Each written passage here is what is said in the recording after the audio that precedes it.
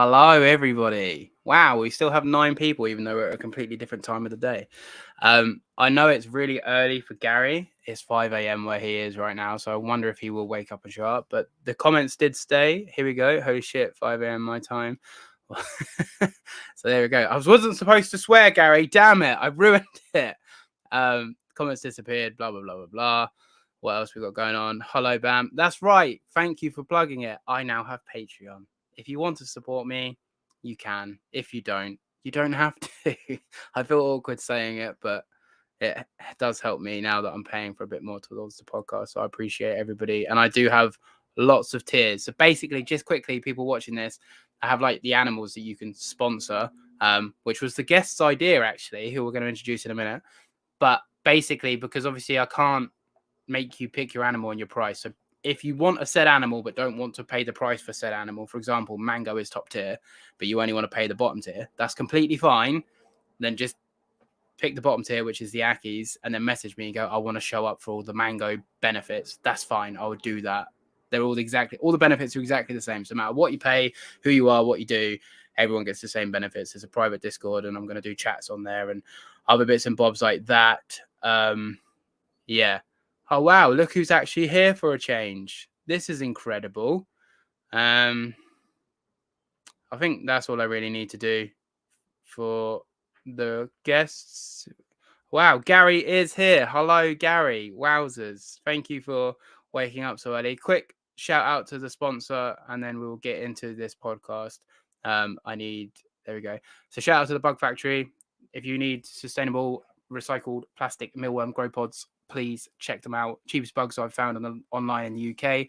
Use pools-monitors-5 for a discount on your first order on your live food. UK only on the live food. The cheapest that I've found. Guys over there really helped me out when I've had a couple of downs. So please go and check them out if you can. Follow them on Instagram, support them. A couple more guests I'll say hello to. Hello, Ruben Dally. Hello, I don't think I've seen you before, but thank you very much for tuning in. Mr. Scandinavian Goannas. Nice day with a podcast during the day and not when I'm about to go to work. There we go. We've got the sun out. We're going to talk about some Australian lizards. Everything's going well. Gary's dead. Fee says Gary's dead. But without further ado, today's guest is, I'd like to say, a good friend of mine. We've got to know each other through social media. A fellow member of the Fellowship of Uranus is Mr. FRYZIES Reptiles. How you going? How you doing, mate? You all right? Yeah, good, mate. Real good. So, I mean, let's just start this straight off the bat with a question, then we'll get into it. May I ask, what substrate do you use for Ackie monitor lizards? So what would you recommend? Yeah, just straight off the bat. We'll get into the little questions, but I thought, why not? Let's just wing it with a question. So you don't... So as long as I've been around, I've just used straight red sand. I'm lucky. I live pretty much in the desert and can just go and get it up the road. Yeah, that's it. Back garden. Yep, basically. But of late now with my monitors, all the so like Acanthurus and the sort of semi-arboreal and the arboreal monitors, I use a sand cocoa peat mixture. Mm-hmm. I just find it's a little bit better and for the burrowing species of monitor, so like brevicarda and stuff like that, it's just straight dirt. But for a lot of the semi-arboreal and arboreal monitors, I use cocoa peat with sand mixed. And it's the same one that goes in their nesting box. They're pretty familiar with it and it works really well. Yeah, so I just use kids' play sand and topsoil with cocoa and then a little bit of moss, and I just mix it all together. And I just try and get it to, depending what species. So for the Kims, I use a little bit more sandy, and for the Ackies, I use a little bit more dirty, because obviously the Ackies are going to be more inclined to burrow rather than the Glowards. I don't really like to use clay for Ackie monitors because they will burrow, and if you've got clay, of course, clay can hold a burrow, but if it's really hard, they will dig through it, but they're in captivity, so why not make their life a little bit easier and give them that little bit looser? You could mix it up, have half clay, half sandy soil, so they can pick the option. But yeah, so anyway, Mr. FRYZIES Reptiles. I always say your name wrong. I always say FRYZIES. I know it's FRYZIES, but it is FRYZIES. Yeah, I know it is FRYZIES, but I say FRYZIES. But if you'd like to introduce yourself and all the species that you keep. Yep. All right, so my name's Ryan Ernesti. That's my real name. Frizzy was my nickname I got as an apprentice, and it's followed me my whole life. I've been keeping and breeding reptiles for around 25 plus years. I've worked with so many species in that time, and over the course of that time, every 5 or 6 or 7 years, whatever I'm keeping gets a little bit stagnant, and I decide I need something new and flashy. So I go and get a different type of reptile, and then that unlocks all these doors to a whole new plethora of, whether it be monitors or skinks or geckos, and then you end up where I am today. So I've pretty much done a whole stack of reptiles. I was first known for knobtail geckos. I specialised in them. I was a pretty massive breeder of them and fairly decent numbers for around about probably 8 years, 10 years. I moved out of the knobtail geckos. I mean, I always kept them, but I moved out of them and then went into blue tongue morphs because they just blew me away. And I never thought I'd say this, but I kept a shitload of them and I thoroughly enjoyed them. But after so many years of doing the blue tongues, I decided I wanted something a little bit different. They're pretty labour intensive blue tongues for all purposes. And I decided to minimise my numbers because I was running, 150, 200 animals, sometimes, around about that many. That's a lot. It was. Plus, working, 10 to 12 hours a day as a It's tradesman. It gets on you. So I then moved out of them and I'm probably sitting at about 60 animals now. I'm pretty happy with where I'm at. I work with children's pythons or the ant Fryzie complex in the morphs. I still have a few morph blueies that are pet projects.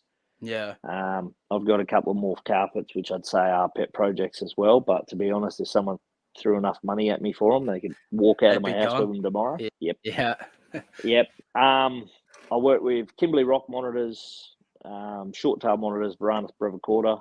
I love the brevies.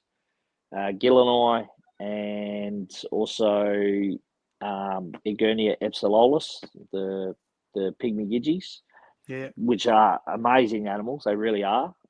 They spend most of their day hiding, but they are pretty amazing. And I'm sure there's a few other bits and pieces like beardy dragons and bits and pieces, but soon there'll be no beardies because I've done them for 20 years and I'm kind of at that point where I just don't feel the need to do them anymore. So and they're in your back garden as well, so you probably just like hello. Where I live. Also, I've got a pet shingleback as well, Tractor. He's famous. He's real on Instagram. Hit 20.8 million views. That was pretty cool. Nice. Tractor will never leave me. He'll stay with me forever. He's a retired pensioner and he's just happy living his life outside, living his best life. So nice.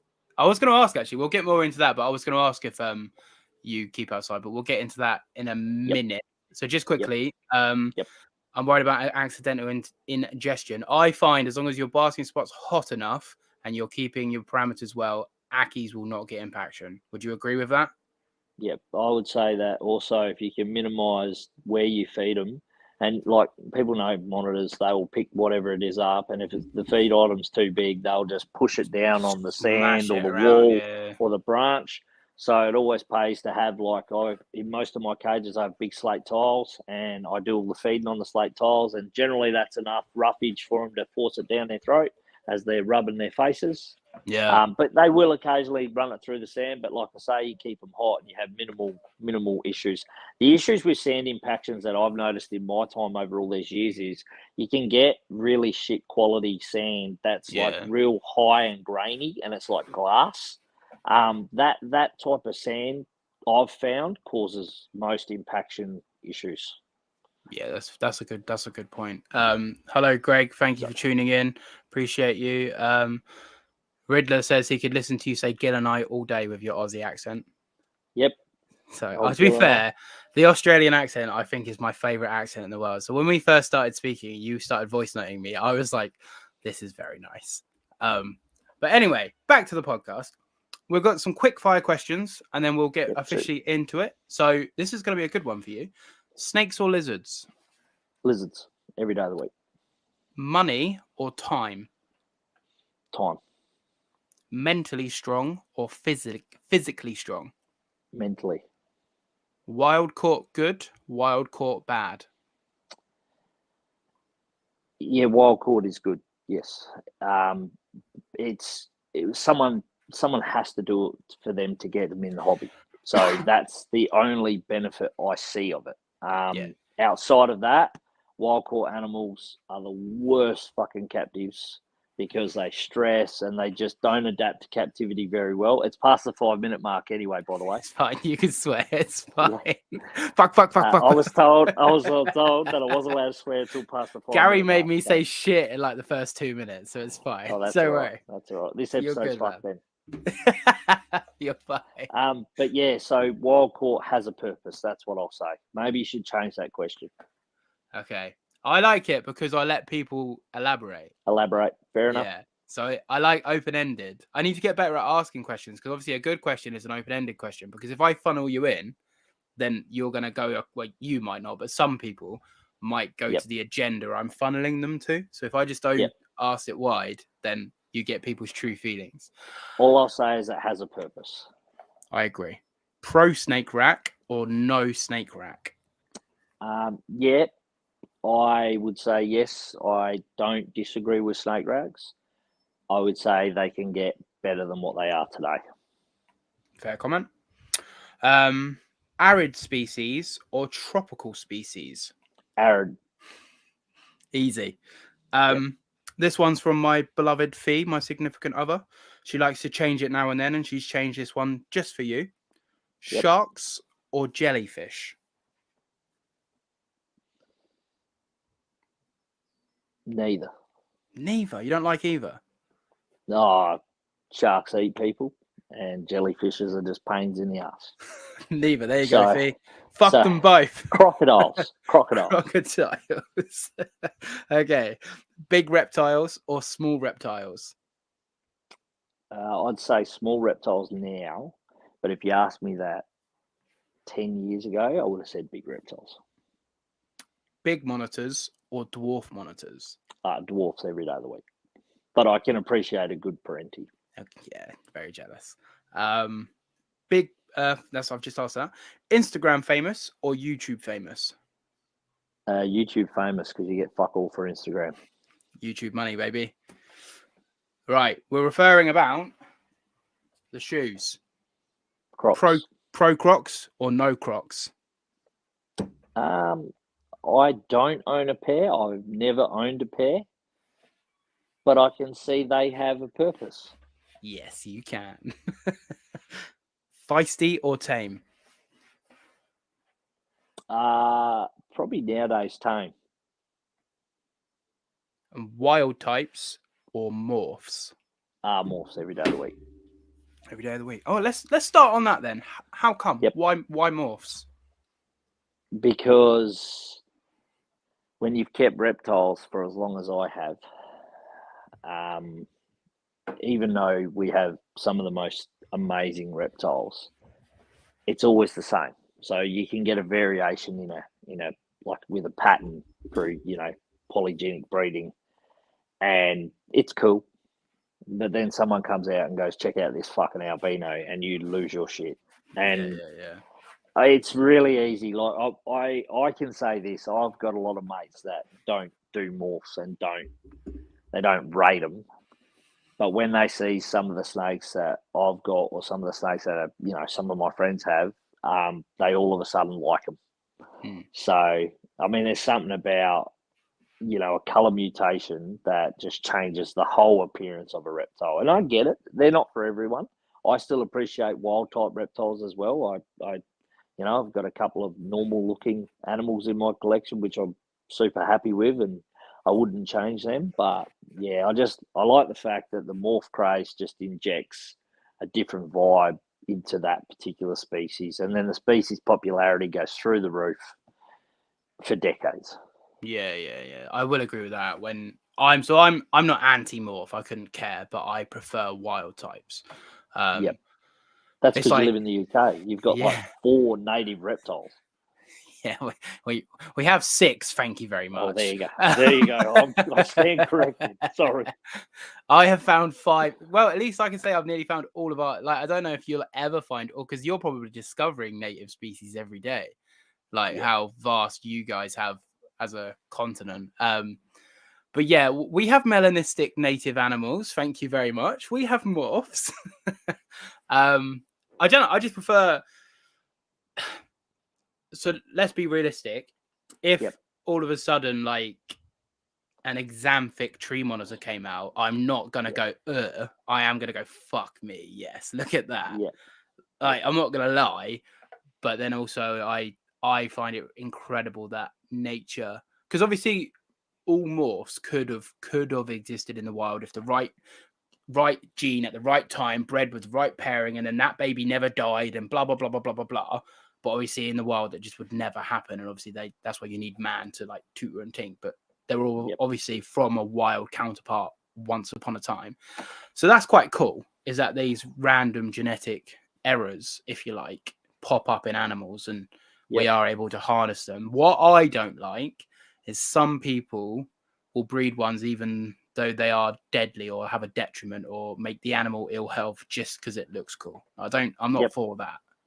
Yep. So all the morphs I've worked with over the last 10 plus years have all needed work. They've all needed, 1 or 2 outcrosses, the vigor needed to be better. Like there's a level of, it wasn't like that morph that just come out the wild was a perfect specimen and it just went over every other specimen and made perfect specimens. It doesn't always work like that. Yeah. With the albino Darwin carpet python, it actually did work like that, strangely enough. But the person that originally got them did, pretty extensive work with breeding and outcrossing, and then even as far as marketing them to the market, and did a great job today so that we can have them in our collection today. So and blue tongues as well. There's a lot of mutations in them, and not all of them were fantastic when they were started, but geez, they've come a long way, and they're pretty good now. Yeah. The fact that you can breed 2 animals together, and I've seen it in like the ball pythons overseas, that but there was a gene, I believe it was like, don't quote me, I think it was like a desert, just a straight desert, and the females were reproductive nightmares, and I've even heard the scaleless were troublesome they were deadly, over the years. I think so. Yeah, they were. So I can understand that people veering away from them. I can definitely do it. I can definitely see the point in that, and I wouldn't breed anything that like if I knew it had that same outcome, I'd walk away from it too.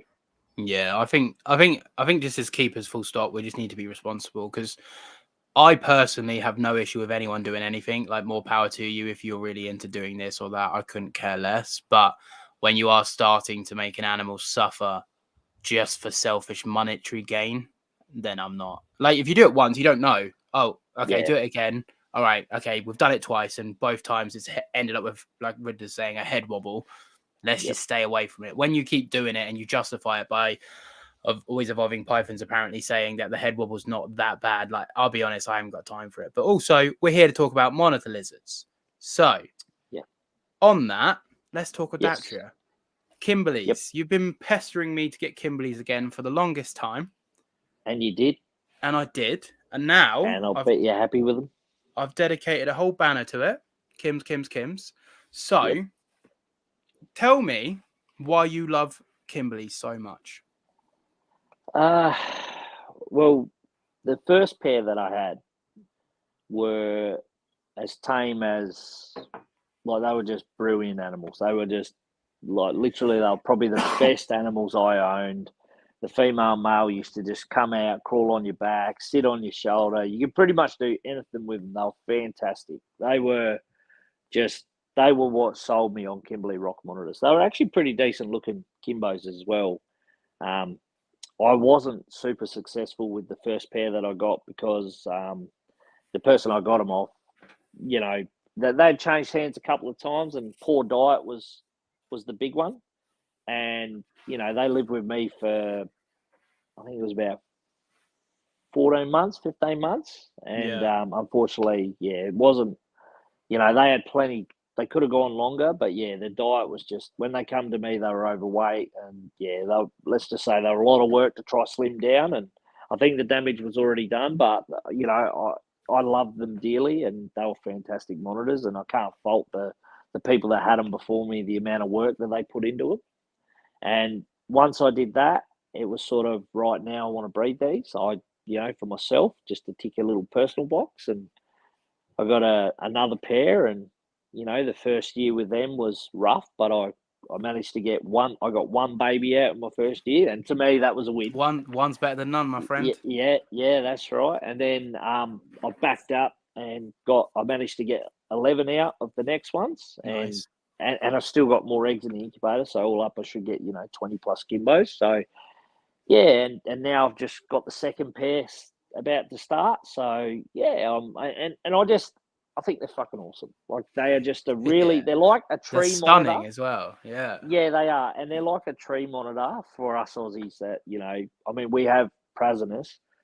You know, they're not super common in our trade, and there's only a handful of people working with them, and they've got a massive price tag as well. You know, but you know, if you can't have a Prasinus, you might as well have a Kimbo. That's how I look at it. So when I re-got the Kim, so I had a Kim back in the day before I was famous on social media. And again, I didn't know, as a lesser keeper, the reality is that animal probably had gout. Now I'm a better keeper. Same as mine. Yeah, so it was a very lethargic, lazy. It wasn't severely overweight, but it had some signs indicative of gout, which I didn't realise until later in life. And I just assumed, Kims are boring, Kims are this, Kims are that. So I moved that animal on. And I was talking to you, and you were like, "Nah, the Kimbos, they're amazing. They're this, they're that." I was like, and then I got the opportunity to trade for a pair of Kimbos and a group of Gillenai, which we'll get into in a minute. The Gillenai. Yep. And I've got like a little rock escarpment fake rock background viv for these two little tiny Kimbos. Yep. I call them Kimbos now, which I like. I feel like I'm Australian. So then a bit to go. Just I'm even going to try and bother doing the accent. One, is disrespectful to you, and people are going to tune in and go, "Fuck this prick," and leave. But I obviously cleaned the Viv out because I had a Tristus in it before. Cleaned the Viv out, so I swapped the Tristus for the Kimmies. Cleaned the Viv out, redid the Viv, put these two Kims in there, and these animals scoured every inch of that enclosure, and it was all foamed background and done. And obviously, where I'd cleaned it, I didn't go into each, and they were digging out roaches from cracks, and they were pulling them apart together. And I was like, "What the fuck?" I'd never seen a monitor lizard. I've kept a few species as well. That I've never seen a monitor lizard so keyed in to just like a little terrier. It was just, and they were like every little gap, and I was like, "Yeah, I'm fucking happy that I got these again." And how flat they are as well. It's mad. Yeah, and they're super intelligent, and the flatness as well. I'll say this: the young ones, man, they're good escape artists. I had one get out actually the other day. Carry on, and I'll say. Yep, I sent some young ones off only recently, and one of the guys contacted me saying one got out between the gap in the glass, and I was like, "Well, you would have put something there, because I told you that was going to be an issue." And we later worked out that it climbed the back wall of a PVC cage and went out through the slit vent. Shit. Literally, mine was completely my fault. So Saturday, not yesterday, week before, so 8 days ago, I'm on the phone to Fee, and I'm feeling a bit groggy and a bit unwell and this, that, and the other. And she's just talking to me, and I was like, "Oh, can you just make sure like the reptile room door's open or whatever?" Because it was quite a hot day. And she was like, "Oh no, the Kim's out." It was my baby Kim, not my pair, the baby Kim. Oh no. And I was like, "What?" And to be fair to Fee, if she's still here, she's great. She's not a lizard girl, but she's caught the tree monitor that escaped, and she'll get her hands, like, she'll get involved. I was like, "You're gonna have to grab it, but this thing's gonna be fast as." And she said, thankfully, it wasn't too bad, but I forgot to put the lock back in, and it got out of the gap of the lock. Fell like 4 foot, because the Viv's like 4 foot off the floor, so fell like 4 foot and had a little wander around. Bloody, see, Fee's great. She is great. She caught the baby Kim, and I was like, "Oh, that's my God!" But that's all it takes is like literally. Oh no, my tree monitor escaped. So everyone's playing bingo, by the way. Just quickly for people that don't know. This is the bingo card. So is there one there about mangrove monitors? Because that's so what we have is my signed poster of I mean, I'm going to talk about them now, so it doesn't fucking count. So the sign poster, we have my mate breeds tree monitors, tree monitor venom. My bills are dumb. Crocs. I'm selling up. Mango's a bitch. LEDs are the best. Racks are bad. So if I talk about any of those, then if you get a bingo, then I'm going to do a forfeit. But anyway, I was going to say something, but I forgot. I was going to say hello to Jonas, who's joined. So a fellow Audacia keeper and breeder. He breeds. Pretty sure Gil and I does Glowards as well. So he's a fellow breeder. But yeah, so got out and I was like, fuck's sake. And I just thought it'd be gone. But thankfully, it was relatively chill. But if it would have been when I first got it, when it was much more like skitty, then it would have just been gone, man. I've let so many reptiles out over the years, mate. I don't even worry about it. I just wait till they show up. I had an Anateresia out for 3 months and a blue tongue out for 5 months, and they surfaced. Because like when one gets out in my reptile room, I'm not pulling all that shit apart. Yeah, I'm just not doing it. No. It'll come out 9 times out of 10. This is what I tell people. I've got a fridge in my reptile room. I can almost guarantee nearly 90% of the animals that have got out go up under the fridge where the motor and that is, because it's nice and warm. Yeah. And you just lay the fridge over and you find them. Yeah. Yeah. We had the tree monitor get out, and I assumed the same, but it actually got out of the house, like, and was outside. Oh wow. Yeah. So do you know the story or not? I mean, I'm telling this story now, but do you know the story? I don't know. Okay, well, I'll tell it quickly. Did you get it back? Yeah.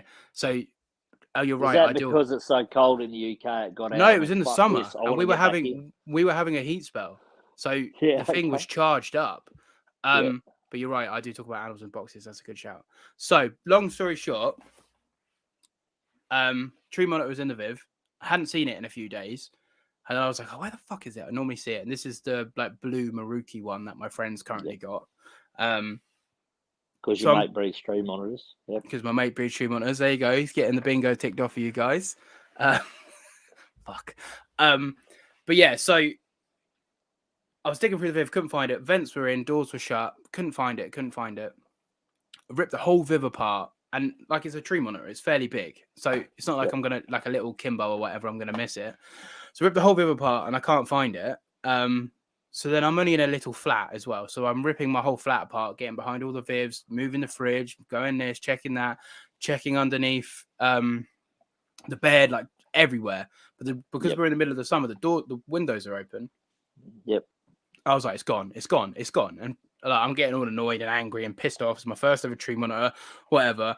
And Fee's like, oh, it'll show up. And I was like, no, it's gone. And then sure enough, 11 days later, we're in July, so we're midsummer, and it was a hot summer as well. We're talking like 28-degree days, like ambient. Yep. So it was hot. For UK, it was hot.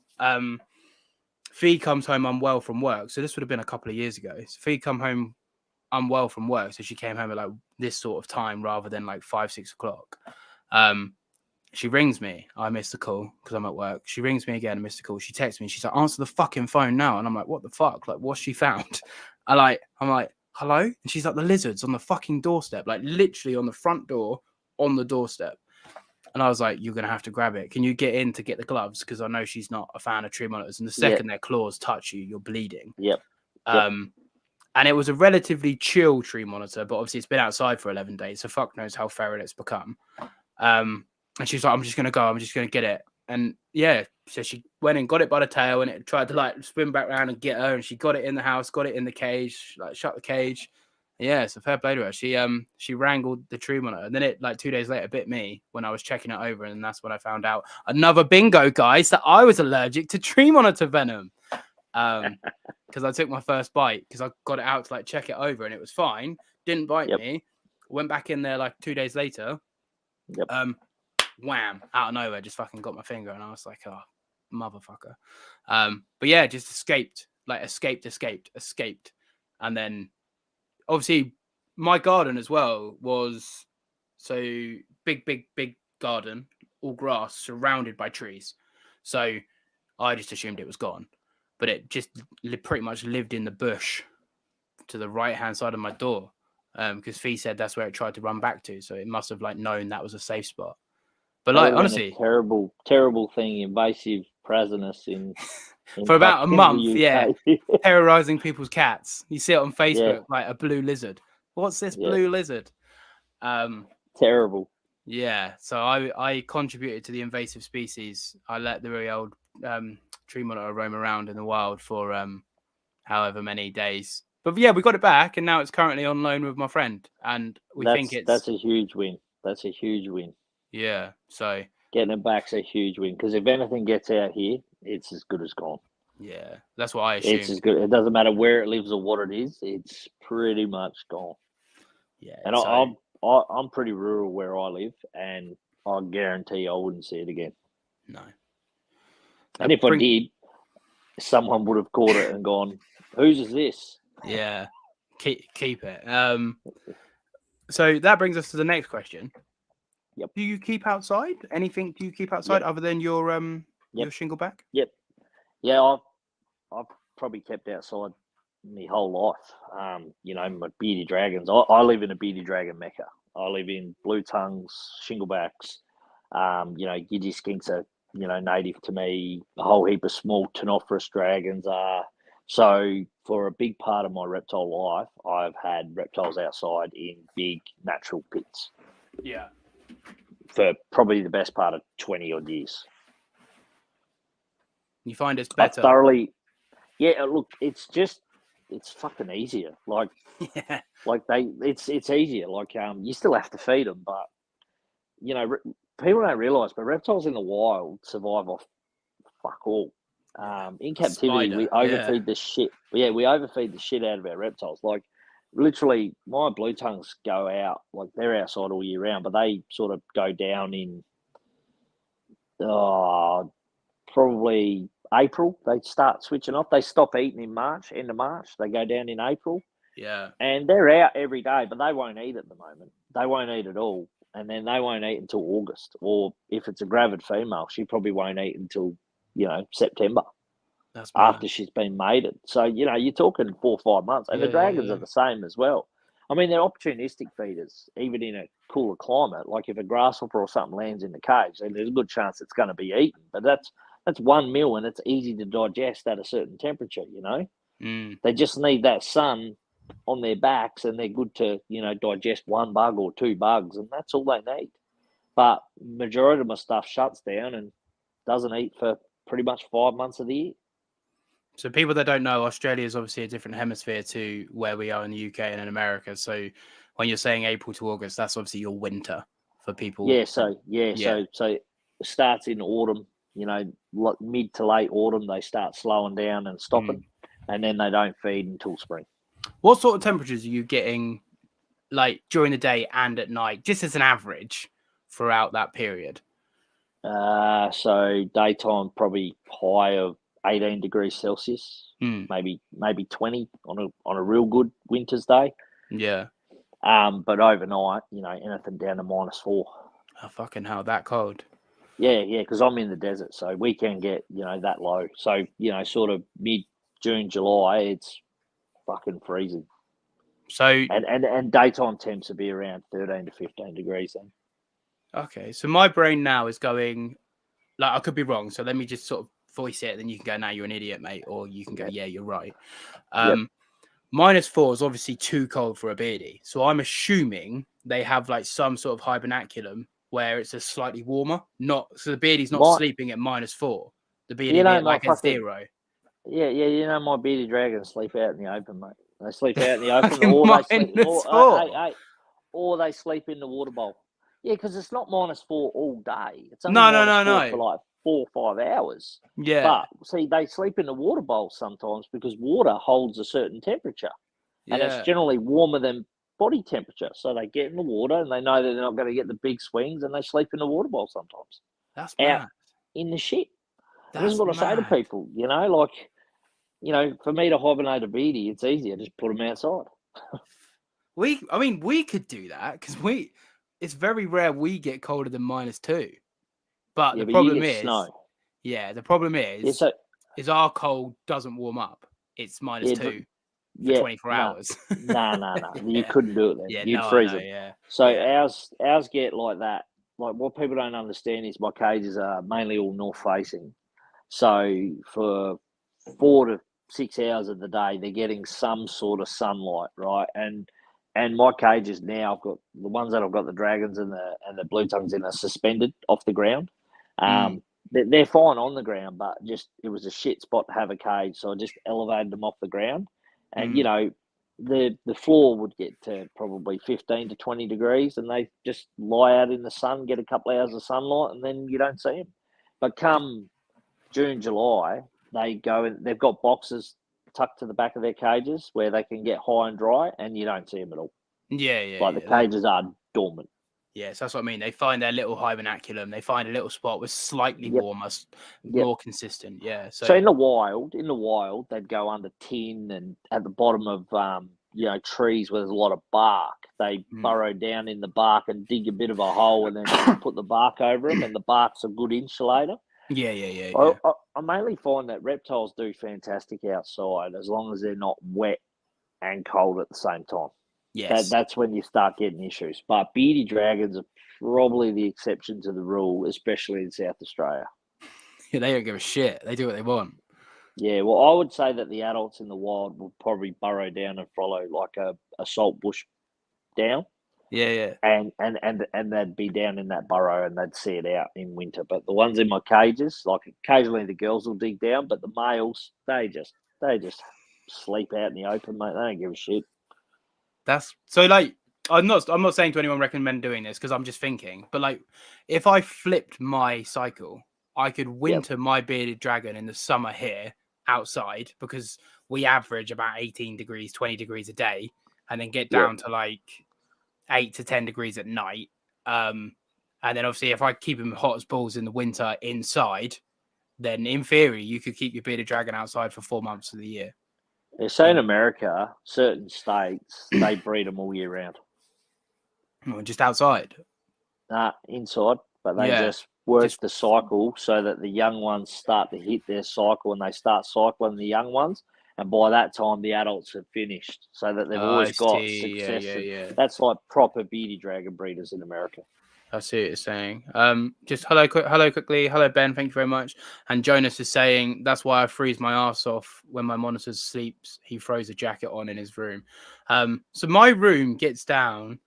Will, I'm so early. You're late. It's not early. My room gets to like.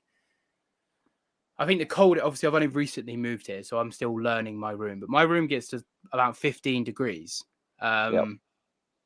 In winter, so obviously at night, so I don't even need to worry. 15 degrees for a Datria. Like, we talking Kimmies, Ackies, Gillanai, Beardies. 15 degrees, not too cold, just for a nighttime, and it would only be 4 or 5 hours. It won't be. Gill and I cop the same temperatures as beady dragons. They're only 70k up the road from me. Gill and I, so they're pretty much where I'm from. Ackies can handle colder climates because they're from the desert where it swings big. Your Kims probably need, 18 degrees. Okay, slightly. Kimmies are slightly warmer. Yeah, because they come from the northern end of Australia, and most of the time they're on rocky escarpments, so they can sort of pick their pleasure along, their temperature along that rocky escarpment. North facing in the morning. And just pick, sun. Yeah, that's right. And those rocks are like an oven, even in winter, big rocks still warm up with sunlight on them. Yeah. So I basically don't let my Kims go under 18 degrees. Because I remember you telling me, because I run a deep heat on mine overnight. Yeah, so do I. Yeah, because I remember you telling me don't let your Kims get cold. Bearded dragons chilling in water bowls at -4. Oh no, it's a madness. Welcome to Australia, the land down under. The animals don't care. But yeah, so obviously you're not saying to people freeze your lizards, but no, I'm not. I'm just saying they do it. People don't realize that because I talk to people and they go, oh, I don't let my bearded dragon get, or let's just say Ackie monitor, because beardies and Ackies get lumped with the same care. I don't let my beardie or my Ackie get colder than 22 at night, and they run a ceramic. And I'm like, no, you're drying out the enclosure because the ceramic just burns off all that little bit of humidity that's in there anyway. So you're running at like 15% humidity. And then 2, they need a drop. Like, just leave them to get cold, Yeah, so I'll say this first. So beady dragons are similar to Ackies with the care, right? Temperatures similar, but the difference is beady dragons, for the best part, are the southern end of Australia. The Vidicep, the central beady or inland beady, whatever you want to call it. They go up to Alice Springs in the centre, and then they go across, and they stop just before the eastern states, and then you get Barbados, which is the eastern beady dragon, right? What I'll say is that both animals can handle decent swings, and you know, you can treat them very similar. I would say that, you know, I'm not advising people to, you know, like let their animals get super fucking cold in No, of controlled course. environments. Yeah. Because the difference is Mother Nature controls that. We don't. We control what's in the box. You know, the box you put them in is what we control. Yeah, of course. If you have massive swings in that little box, then it can cause problems. Of course. So, I'll just run through very quickly what I do, and you can say yeah, or you can disagree, and then it gives people a guide of what I do. So, spring. Let's start with winter because we're talking winter. Winter. Don't really feed at all. Might get the odd bug here and there, but like you say, one or two. That's it. So it's not heavy on their stomach. They're not hard for them to digest. They can bask because I do leave the lights on. I know some people turn them off, but we'll get into that in a minute. I leave my basket spots going, but I let the ambience drop right down during the day. We're talking 20 degrees, 18, 20 degrees ambience. And then at night, I go down to about 15. And then as we get out of winter into spring, I start to feed them a little bit more because obviously my ambience starts to creep up because my room starts to creep up. And then I start to spray a little bit more. I'm just talking all species. Tropical species, I obviously spray more. Australian species, I might spray like once a week, a little spritz in the morning or whatever the case is. And then, so as I'm spraying, I'm getting warmer. I'm getting a bit more humid because, again, you don't want to be wet and cold at the same time because you'll run into issues unless you're a bearded dragon sleeping in water at -4. But anyway, and then as we get into summer, their metabolism's firing on all cylinders. They're hot as fuck. We can spray. We can get them humid. The humidity's bumped. The temperatures are bumped. The food's bumped. Bang, bang, bang. As we get down into autumn, we start to decrease the food. So all of a sudden they're not like, wow, loads of food and then nothing. Start to drop the ambience. And then as we get into winter, we're hardly feeding. We're barely spraying. And they're getting cold again. Sound about right? Yeah, so I do it a little bit differently. So in winter, I don't spray my Kimbos at all. Like I don't. So I won't spray in the winter at all either. I've got a rock wall in the cage and it's got a water reservoir on it, and I will just overfill that to have the effect of running water like a waterfall. Yeah. They drink from it as soon as they see it, and you know, I actually let it dry out every 2 or 3 days so that when I put water in there, if they're thirsty, they're drinking fresh water every time. Okay. Because if you put a water bowl in, they will just foul it up in 10 minutes, that shits me to tears. Yeah. It shits me to tears. But I guarantee you, the rock wall holds that water for about 2 days. Yeah. And then by the third day, I have to replenish it. So I've got it on like a cycle. That's a good shout because I need to go and do my water bowls after this, and I didn't change them yesterday. I was supposed to, but I had a fucking shit day and I just didn't get time. So I try and change my water bowls every day. But like you say, within an hour of having a water bowl, and then with all the UV and all that other stuff, you start to get like if you haven't changed your waters in 12 to 24 hours, you start getting like algae build up because of the UV and the LEDs and stuff, and it's just like the water. Even after 24 hours, the water's disgusting. So. That's a good, but yeah, in the winter I don't spray at all. I might give my tropical species the odd spritz in the mornings. But my Australian species, which obviously we're focusing on here, I don't spray in the winter at all. I obviously do their waters and stuff, but I don't even do their waters in the winter. Like they all go down except for the Kimbos, like the Brevies and the Gillini. You don't see them; they just disappear for months on end. They just disappear. So. You know, for me, you know, like I might do the water once a month. Yeah. Because they just, I know for a fact that the Brevies are under this much dirt hiding and sleeping. Yeah. And the Gillini are in, you know, hollow logs that are that round and that thick. So, yeah. So for the Gillini then, do you think I should turn the heat bulb off or only have it on for a couple of hours a day in the winter? it's hard for me to tell you what you're doing, not knowing your exact temperatures, No, right? of But course. what I Yeah, do yeah. in the winter, I just run the UV. I don't Yeah. run any heat. I just run the UV. That's it. It's interesting because I don't do that. Because what will happen is their food response will drop right off. They'll just stop feeding and go dormant on you.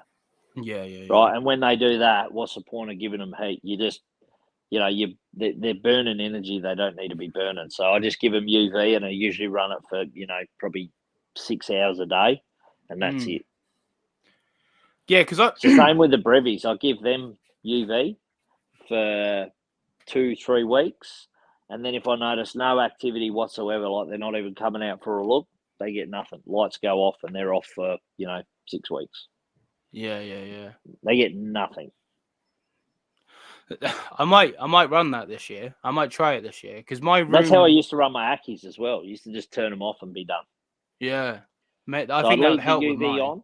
Yeah, I'd leave the UV on, and then I'd just make sure they got no foods in their belly, because that's critical. Make sure they don't have eggs in their belly as well, because that's they'll die. Fucking disastrous. Yeah, they'll die. What happens is they have massive complications going into cooling when they've got eggs in their bellies, because the animal goes into basically a state of panic, knowing that it needs a nice day. For anyone that's bred monitors or even reptiles that lay eggs for a long period of time, that they generally only lay eggs on the nice days, like the days that are perfect. So if you start chucking all these big swings in, you add a level of stress to your animal. Yep. And then that's when complications come, like, prolapsed assholes and all sorts. Yeah. And that generally is nearly always fatal. Yeah. So I might try that this year, because my Ackies don't really slow down, even though I try to winter them. But because I've got a lot colder ambience, but because I'm still allowing them to get hot, they're still having a metabolism, so they're still looking for food, and they're still exactly. So because I'd thought about it a few times, but I'll be completely honest. You think about it. You watch the crop doc videos of monitors and the stages, right? Yeah. You are forever keeping them in that state that they can go into vitellogenesis. Of course. Because the food supply is there. So if you take two things away from them, then they don't have the option to go into that state.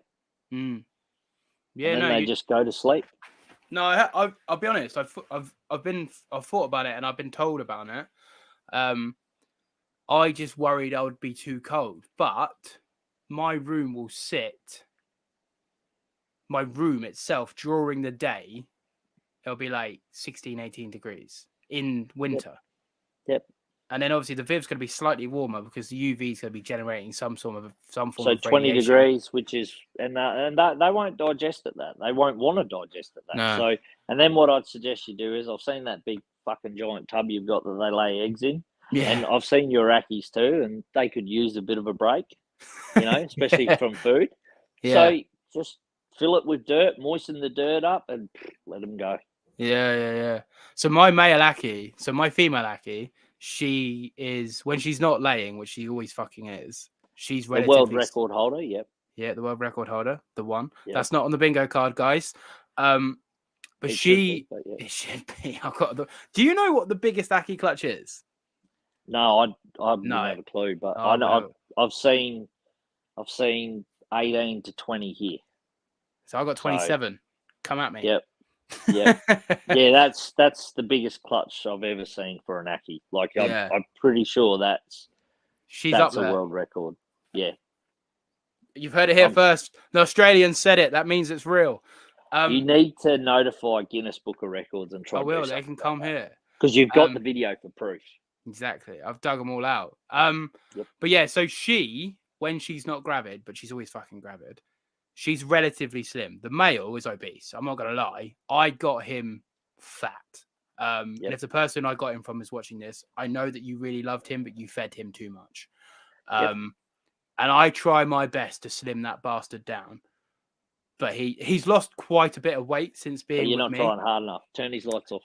I'm going to this year. I'm going to this year. I will winter them 100%. As soon as we get to autumn this year. So I've got a cycle I do with all my reptiles, right? And it's a pretty simple cycle. So as soon as the weather starts to turn and I've noticed a significant decrease in appetite on most of my stuff, I give them 2 weeks of UV and low amounts of heat to just empty out, right? When they realise that there's not handfuls of bugs flying around and shit like that, they generally start to realise, and it's like a cue to go, oh, well, fuck this, I'm just going to go sleep. And generally they all do. And when they give me that cue, that's when the lights go. Okay. Yeah, okay. Well, no doubt, obviously, I mean, we're still going to talk about stuff anyway, but no doubt we'll still be speaking time by it's autumn here in the UK in like 6 months. So I'm going to be like, right, I'm about to starve the Ackies. Help. But yeah, what we'll do is I'll document it as well. So I'll weigh him at like the start of autumn, and then I'll weigh him again as he comes out of winter, to leave him the fuck alone for 3 months. And then we'll see like if it helps, because like he was fed like a high prawn diet before me, and it's like, okay, which an Ackie would never see a prawn in its life, might I add. No. I mean, I'm enjoying this winter conversation. So is there anything else you want to touch on this wintering? Because we'll transition into dieting, because obviously we've just got into that. But is there anything else you want to mention on seasoning your monitors and wintering your monitors whilst we're still on it? Yeah, well, I've been doing this for as long as I've been keeping monitors, is just turning them off in the winter. And I know that, you know, we probably let our reptiles, you know, we sook them way too much, and we, you know, we're always looking to, you know, find ways to keep them active. And, you know, for great reproductive cycles, you need these animals to have that period of rest. You need them to do it. It's pretty critical for them going forward. I mean, I can't talk about Kimberly rock monitors because, like, I literally am about to, you know, unplug everything because they just keep going into cycles. But I just worked out yesterday, from her last cycle till now, if she goes through another one, it'll be 3 months, which is a good enough break for her. Ideally, I want longer, but, you know, I just want to see, because you know, we haven't hit where our ambients have dropped right off yet. Next month is when they really start dropping. So I'm just kind of hoping that she just, like, you know, the male makes advances at her all the time, but, you know, he'd have a crack at a log in the cage if it looked like a Kimbo. He don't give a shit. Yeah. One of us. So yeah, and just wind back your food. Like, just wind back your food. Yeah, I don't feed a lot anyway. As we'll get, like I said, we'll get into dieting now, but I don't. I generally think I don't underfeed. I probably overfeed, but in comparison to most people, I underfeed for sure. But probably still feed too much. So let's talk on your Kimbos and your Gill and I, and we'll get into brevies. Before we're going to wrap this up, I want to get into your brevies as well. So we'll touch on diet, then we'll get into brevies. But like, what, for the most part, what are you feeding as your Audatria? Let's just say Audatria. What are you feeding your Audatria? So my Audatria just get grasshoppers, and once a week they'll get a quail egg or a chook's egg, and I'll scramble that, a quick, you know, microwave job, and basically I'll calcium powder that egg to make sure that they're getting, you know, a decent calcium yield. But majority of the time they just get grasshoppers. If I don't have grasshoppers, I'm lucky. I'm a grasshopper producer here in Australia, so, you know, you got loads. Yeah. I very rarely run out. But, you know, because I sell grasshoppers as a business, sometimes, you know, my male, for some unknown reason, every now and then he likes just a handful of crickets. I think he just likes the chase, to be honest. They're in a big cage. They use every inch of that cage, and they pretty much don't stop all day. You guys got cockroaches over there? I know you've got woodies, like the wood roaches. We call them woodies. We call them woodies. Is that? Yeah, I've got woodies. I've got woodies as well. But you know what? When you've got rock backgrounds, fucking woodies are the worst things ever. Yeah, I've got worst things ever. Yeah, in my Gill and I enclosure, at night I have to make pitfall traps because I put roaches in, like a couple get away, and then all of a sudden now I have fucking loads of them. So I do roaches and grass. We call them locusts, but for the most part, a lot of my stuff is mainly getting a staple of locusts, and then I'll mix in cockroaches. I have 3 or 4 different species of cockroaches. I don't even nowadays. I used to. I don't even really give my females pinkies after they lay. I'll just give them a calcium soaked roach. I'm not even fussed on giving them pinkies and shit anymore. Yeah, so I will, if she just lays a clutch, generally I'll try and get a couple of like fuzzy mice or something into her, usually 1 or 2, just to spring her back a little bit quicker. And, because like for all those people that know, skinny Odatria, when they lay a clutch of eggs, they literally look like a bag of bones. Like they look Like they've been run terrible. over. Yeah. Yeah, they do. And, so, just a couple of rodents generally to bounce into her just the day of or the day after. And then basically, it's back to bugs. I don't do it all the time. I don't always chuck in the rodents all the time, but if I've got them on hand, because I don't breed rodents, I have to buy them. Yeah. So if I've got them, then yeah, I'll give it a crack. I'd like to get quail, but they're just too hard to get where I live. Yeah. And I don't want to breed another fucking animal, to be honest. Yeah, I've been contemplating breeding quail. My mum has a crazy chicken obsession and has like 22 chickens. So I've been trying to convince her to get quail so I can steal the quail, but that's yet to be done. But I like what Fryzie. I wanted to say Frizzy, but Fryzie said earlier about reptiles in the wild live on fuck all. I don't feed every day. Often I have sporadic feeding schedules when I get like 2 or 3. So what I do is I don't have a set number and I don't have a set day. For example, let's just say my Ackies, I'll throw in 2 or 3 grasshoppers and then they don't get fed for a couple of days. And then I'll throw in like 6 or 7 and they don't get fed for 5 or 6 days. Then they'll get 1 or 2. But then again, I ramp up. So like in the summer, I am doing more because I let them fire on all cylinders. But because now I'm learning, I'm not letting them get real cold in the winter. They're just storing that as fat from the summer and it sustains them through the winter. So I probably should. They got a perfect head start. Yeah, so I should either feed them less in the summer or make sure I winter them. Just winter. Yeah. Shut them down winter. Yeah, shut them down. Let them reset. Let them reset. Shut them down in winter. Yeah. Okay. Do you have a feeding schedule? Do you have feeding days, or do you just throw in when the lateral folds looking a little bit skinny? They're a bit more active, like have some bugs. Nah, I feed my Kimbos every second day. Just but there might be a day or 2 where I miss a feed. I know when they're hungry because they're running the glass. My grow outs, my babies, I feed my babies every day, or my babies get fed every day. So I've got this theory with reptiles that obviously it's not the wild, so it's captivity. So we have to provide them with the best. I find that most reptiles, especially when they're young in juvenile form, lizards we're talking, so monitors, skinks, all that sort of stuff, I feed every day or every second day. So my schedule usually is feed every day for the first 3 to 6 months. And then after 3 to 6 months, back it off to every second day. Once they hit adult, you can push it out even more. That's just how I work. Yeah. Some of the smaller species, like brevicarda, they will eat every single day as a baby. And, I don't know where they put it, but yeah, I generally will feed my brevies every day, my baby brevies, up until 12 months, and then they'll be pushed out to every second or third day. Yeah, so I say the same to people. Like when people buy Ackies from me, I say you can't feed it enough as a baby, but you have to be careful because as soon as baby to juvenile, that's fine. As soon as you start getting juvenile to sub-adult, they will start to store the fat. So if you don't ease back, like you're saying, from juvenile to sub-adult, they start to get a bit porkier than they should be. And then you're setting them up for failure from the jump, from, like you say, 12, 18 months old onwards. But it also depends on the food too. If you're here feeding like, meats like mice and shit like that, of course you're going to cause yourself a disaster. But if you're feeding insects, and the lizard has the right heat and the right cage and it can exercise and do what it can do, it's really hard to make an obese goanna just off insects, especially in the first 12 months with the right setup. In the wrong setup, sure, you can fuck that up real quick. Yeah. So that's just quickly because did you want me to show it, Ben, and we critique your Ackie, or would you like me to look after the podcast?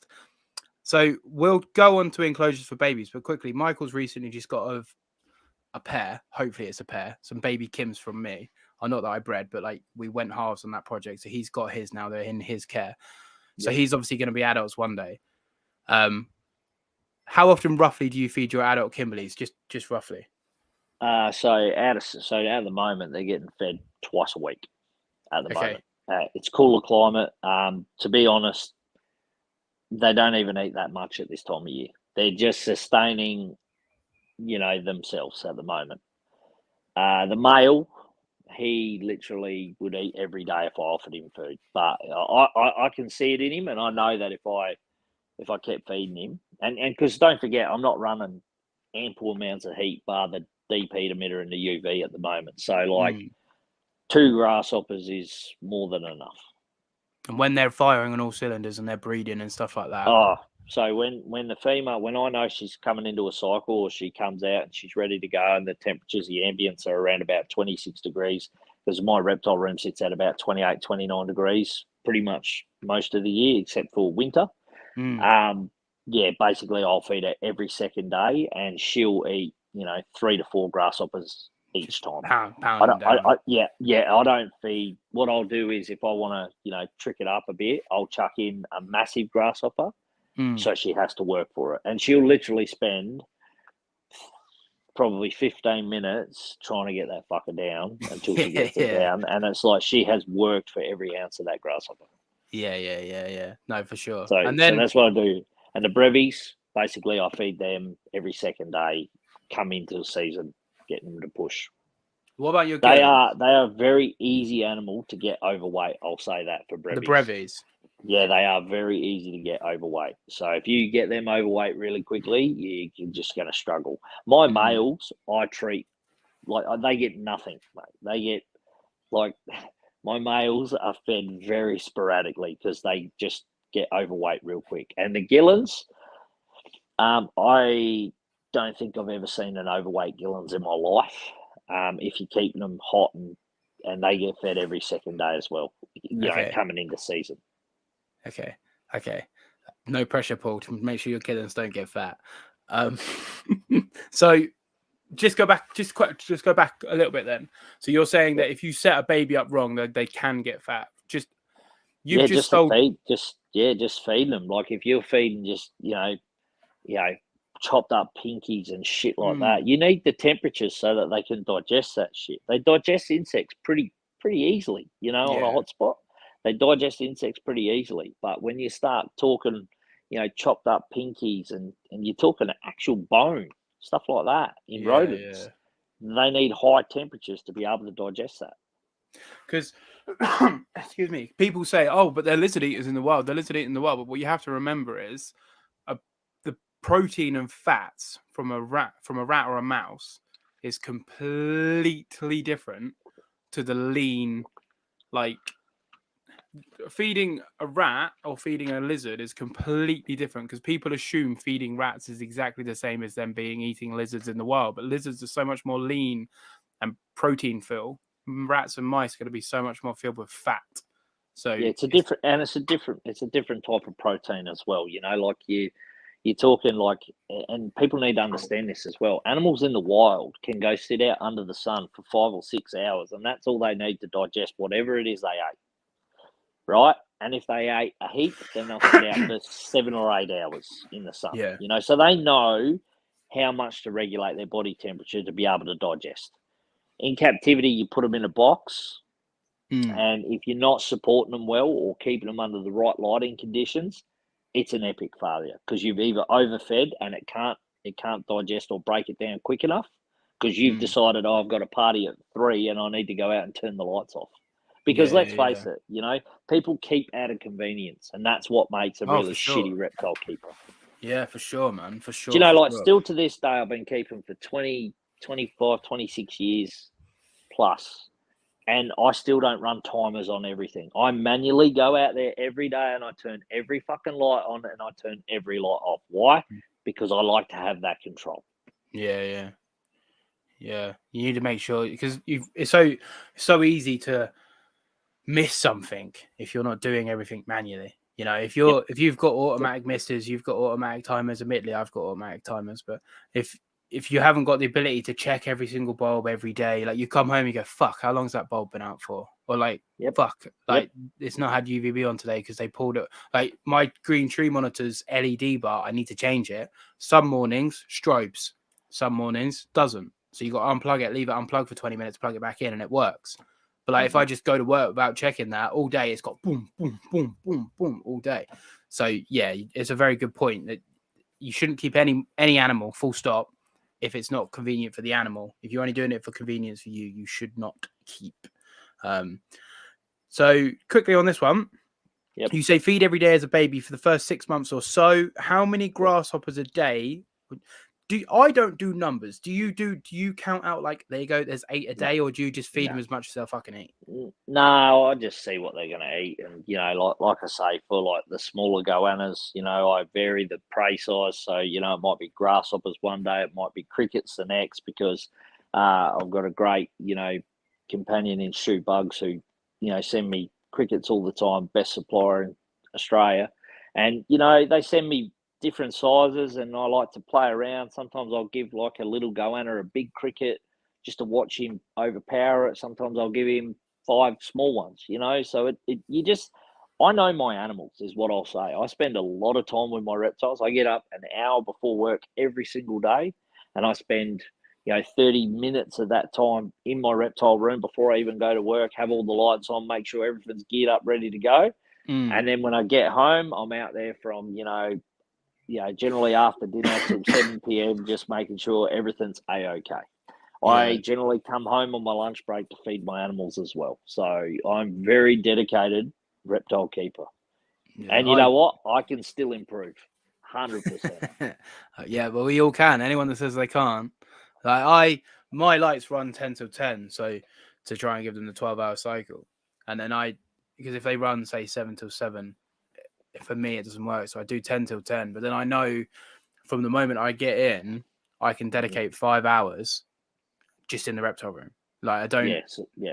That makes sense. A lot of people I know do that. I run 5:30 till 5:30, so 5:30 a.m. till 5:30 p.m. Yeah, because it suits my work. Yeah, I do mine around work. Like it's hard because I wish I could be around like days like today. I'm just in my reptile room. Like I'm just in my reptile room because I'm like, oh, there's this, and you actually, you live for the weekends. But yeah, so good for you in the sense of I'm pretty sure she means how attentive you are, and Gary's saying the same. So Frizzy, so what you're saying is variety is key to feeding for newbies. Yep. So feeding is, I say like outside of protein, but like for me, all bug species you can get your hands on, I have a staple of locusts. I feed 90% just the grasshoppers. But like sometimes if I see something on the shop, I'm like, oh, that looks cool. I'll feed it to my lizards if it's a bug. And it's a feeder, obviously. Don't go feeding your lizards toxic bugs. But yeah, the variety is key with all monitors because. Who asked the variety question? Gary. So he's saying. So what you're saying is variety to key to feeding. Yep. But let me tell you this: I live in Australia, and on nice days, I have all sorts of bugs land in my yard. And guess what? If I like that bug or I can catch that bug, something I own gets to eat that bug because that's a free meal. And it could be a prey mantis, it could be a spider, it could be all sorts, and they love it. And Gil and I's favourite food is spiders. Huntsman spiders. Yeah. They love them, and they roll around, and it's like watching WWE SmackDown when a Gil and I gets a big spider. It is mental. I need to get one now just to feed it. It is mental. Yeah, it's mental. They just go ham for them. Yeah. So, and moths, they love moths. And on warm nights, I'll leave my front porch light on. I'll go out and collect the 30 moths off the wall and then go feed them to my reptiles. Am I worried about pesticides and all that other shit? Nah, not at all. These lizards have been eating this shit for decades before we've got them. They eat shit we don't even know. I would say the only one I'd be worried about is snails because, everyone who's got a garden fucking baits snails. So if you got blue tongues, be aware. Yeah. But usually if you can keep a snail alive for 3 or 4 days, it's got no toxin or poison in it. That's a good point. So, do you ever feed geckos to your monitors? No, it's illegal. You can't do that here. Okay, yeah. It's illegal. You can't do it. But what I will say is, and this is not for the fans, but any Anateresia or animal that doesn't make it after hatch or whatever gets fed to another animal here. Yeah, same as me. I don't waste anything. I don't waste anything. No, I've got a conjoined Aki twin, That's the only one that I haven't fed off that didn't make it because I'm going to put that in wet specimen because I'm a weirdo. But anything that doesn't make it, like my mangrove, when my Kims get a bit bigger, my Kims will get all the Ackies that don't They make won't it. eat them. They won't? No.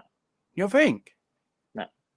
Oh. They won't. My last pair would eat dead Anateresia that, obviously failed to hatch. No worries at all.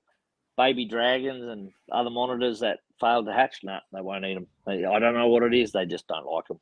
That's interesting. And you know what? I had an Ackie that I tried to feed a dead Anateresia one day, and it vomited up its food from the day before. Like it was a little princess. Shit. Yeah. Little princess. Yeah. Mango, the mangrove, mate, she goes crazy. Anything. Yeah, she goes crazy for him. She loves them. Yeah, she makes quick work of but you got to understand as well, big monitors will eat just about fucking because I know they're scavengers in the wild. They eat anything. Anything's a prey source. Can a spider kill an Ackie from a bite? Not a tarantula, but I doubt a house spider's obviously in America. Gary's in America, so I don't know about American spiders. But I'm assuming for the most part, a spider's fangs isn't going to pierce an Akkie's unless obviously it bites it when it's in its mouth, but I'm assuming the bite from a spider outside of something fucking like a tarantula or a funnel web or some shit like that is not going to get through an Ackie. You'll find that in the wild, they won't eat the spiders that they come across. So if you're chucking a spider from a different region at it, you might have to, be a little bit cautious. Okay. Yeah, that's fair comment. It's probably a better way to do it. I'm not advising people go and feed their Ackies American spiders because I know fuck all about them. Yeah, no, exactly. Husbands, they love them. Yeah. So. And I just weed the garden and I find them and just chuck them in. Oh man, Australia is such a fucking cool place. That's why I keep Flavorufis. They are trash cans. They'll eat absolutely any type of reptile from other 100%. Monitors to Fiji iguanas. Waste not, want not, baby. Yep, guarantee you, if a sandy Flavorufis turns down a mill, there's something wrong with it. Yeah. Wonder if they'd eat baby skinks who are a lot softer. My frilly took the occasional. So Michael keeps frill dragons, not Australian frill dragons, but frill dragons and pink tongue skinks breeds pink tongue skinks. So my frilly took the occasional baby pink tongue very quickly. So do you think they'd take a baby pink tongue? An Ackie or a Kimmy, or do you think it'd be the same? No, I don't reckon they would. I don't reckon they would, but if it's still got its yolk attached to it, yes. Yeah. My and green tree wouldn't take if it doesn't, you got to get rid of it because it's dead. Just crack an egg over it, and if it says no, then it's not going to eat. Yeah, because egg fixes anything. Yeah, that's what I tell a lot of people. My lizard's not eating, put egg on it. Yep. But I'm not advising people to go out and feed lizards to lizards and shit like that. I just do it when they don't survive, full-term incubation and so throwing it out, if it can be used on something else, and so be it. And it's a decent meal for something, I had knobtails close to my glaudidae, but I had to move them. The monitors go nuts when they see them. I'm assuming that's because they would come across them in the wild, though, no? Maybe. Yeah. No, maybe. Like Kimberly rock monitors would be, skink specialists that live in the crevices and geckos where they live. I guarantee it. And that's why you'd see most of the geckos like marmorata and that with tails missing because they would have been snatched by a goanna, I'd say. Yeah. In the rocky crevices. I feed knobtails when I get bad young ones, yeah. So basically we're all agreeing that when your offspring isn't great, then feed it to your monitors. But like my green tree wouldn't take a dead baby Ackie. It's not for all of them. No, exactly. I was surprised at that because I thought they'd pick lizards off in the trees. No, I don't reckon they'd be. I reckon they'd go through a stage where they'd probably eat a lizard to survive, but I don't think it'd be a staple. They're not looking. No, they're not. No, that's what I mean. I don't think they're looking for lizards, but if a lizard happened to come past one, like all monitors are going to be opportunistic. But if it's got a full belly, it's not going to. So I'm not going to chase that fucking lizard for the sake of it. Yep. So yeah. So what's good, Reptiles and Research? How you doing, man?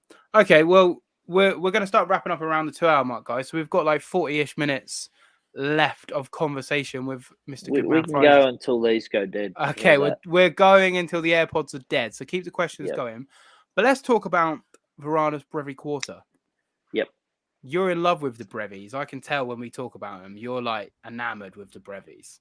Yeah, I am, because they are everything in a monitor that big. Yeah. Like they are the most ferocious little fuckers. It is ridiculous. Like they are like velociraptors of the goanna world. They really are. Yeah. And they're such cool captives, and you don't need, massive amounts of room. And I've actually found the opposite. I've found the more room you give them, they just get lost.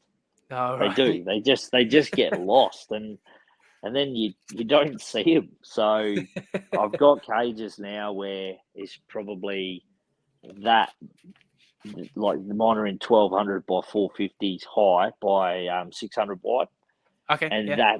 that's as much room as I'd give a brevi pair. That's still big though. So that's 4 by 2 by 1.5 for a monitor that's teeny tiny. Yeah, So yeah, yeah, still a nice big yeah, cage.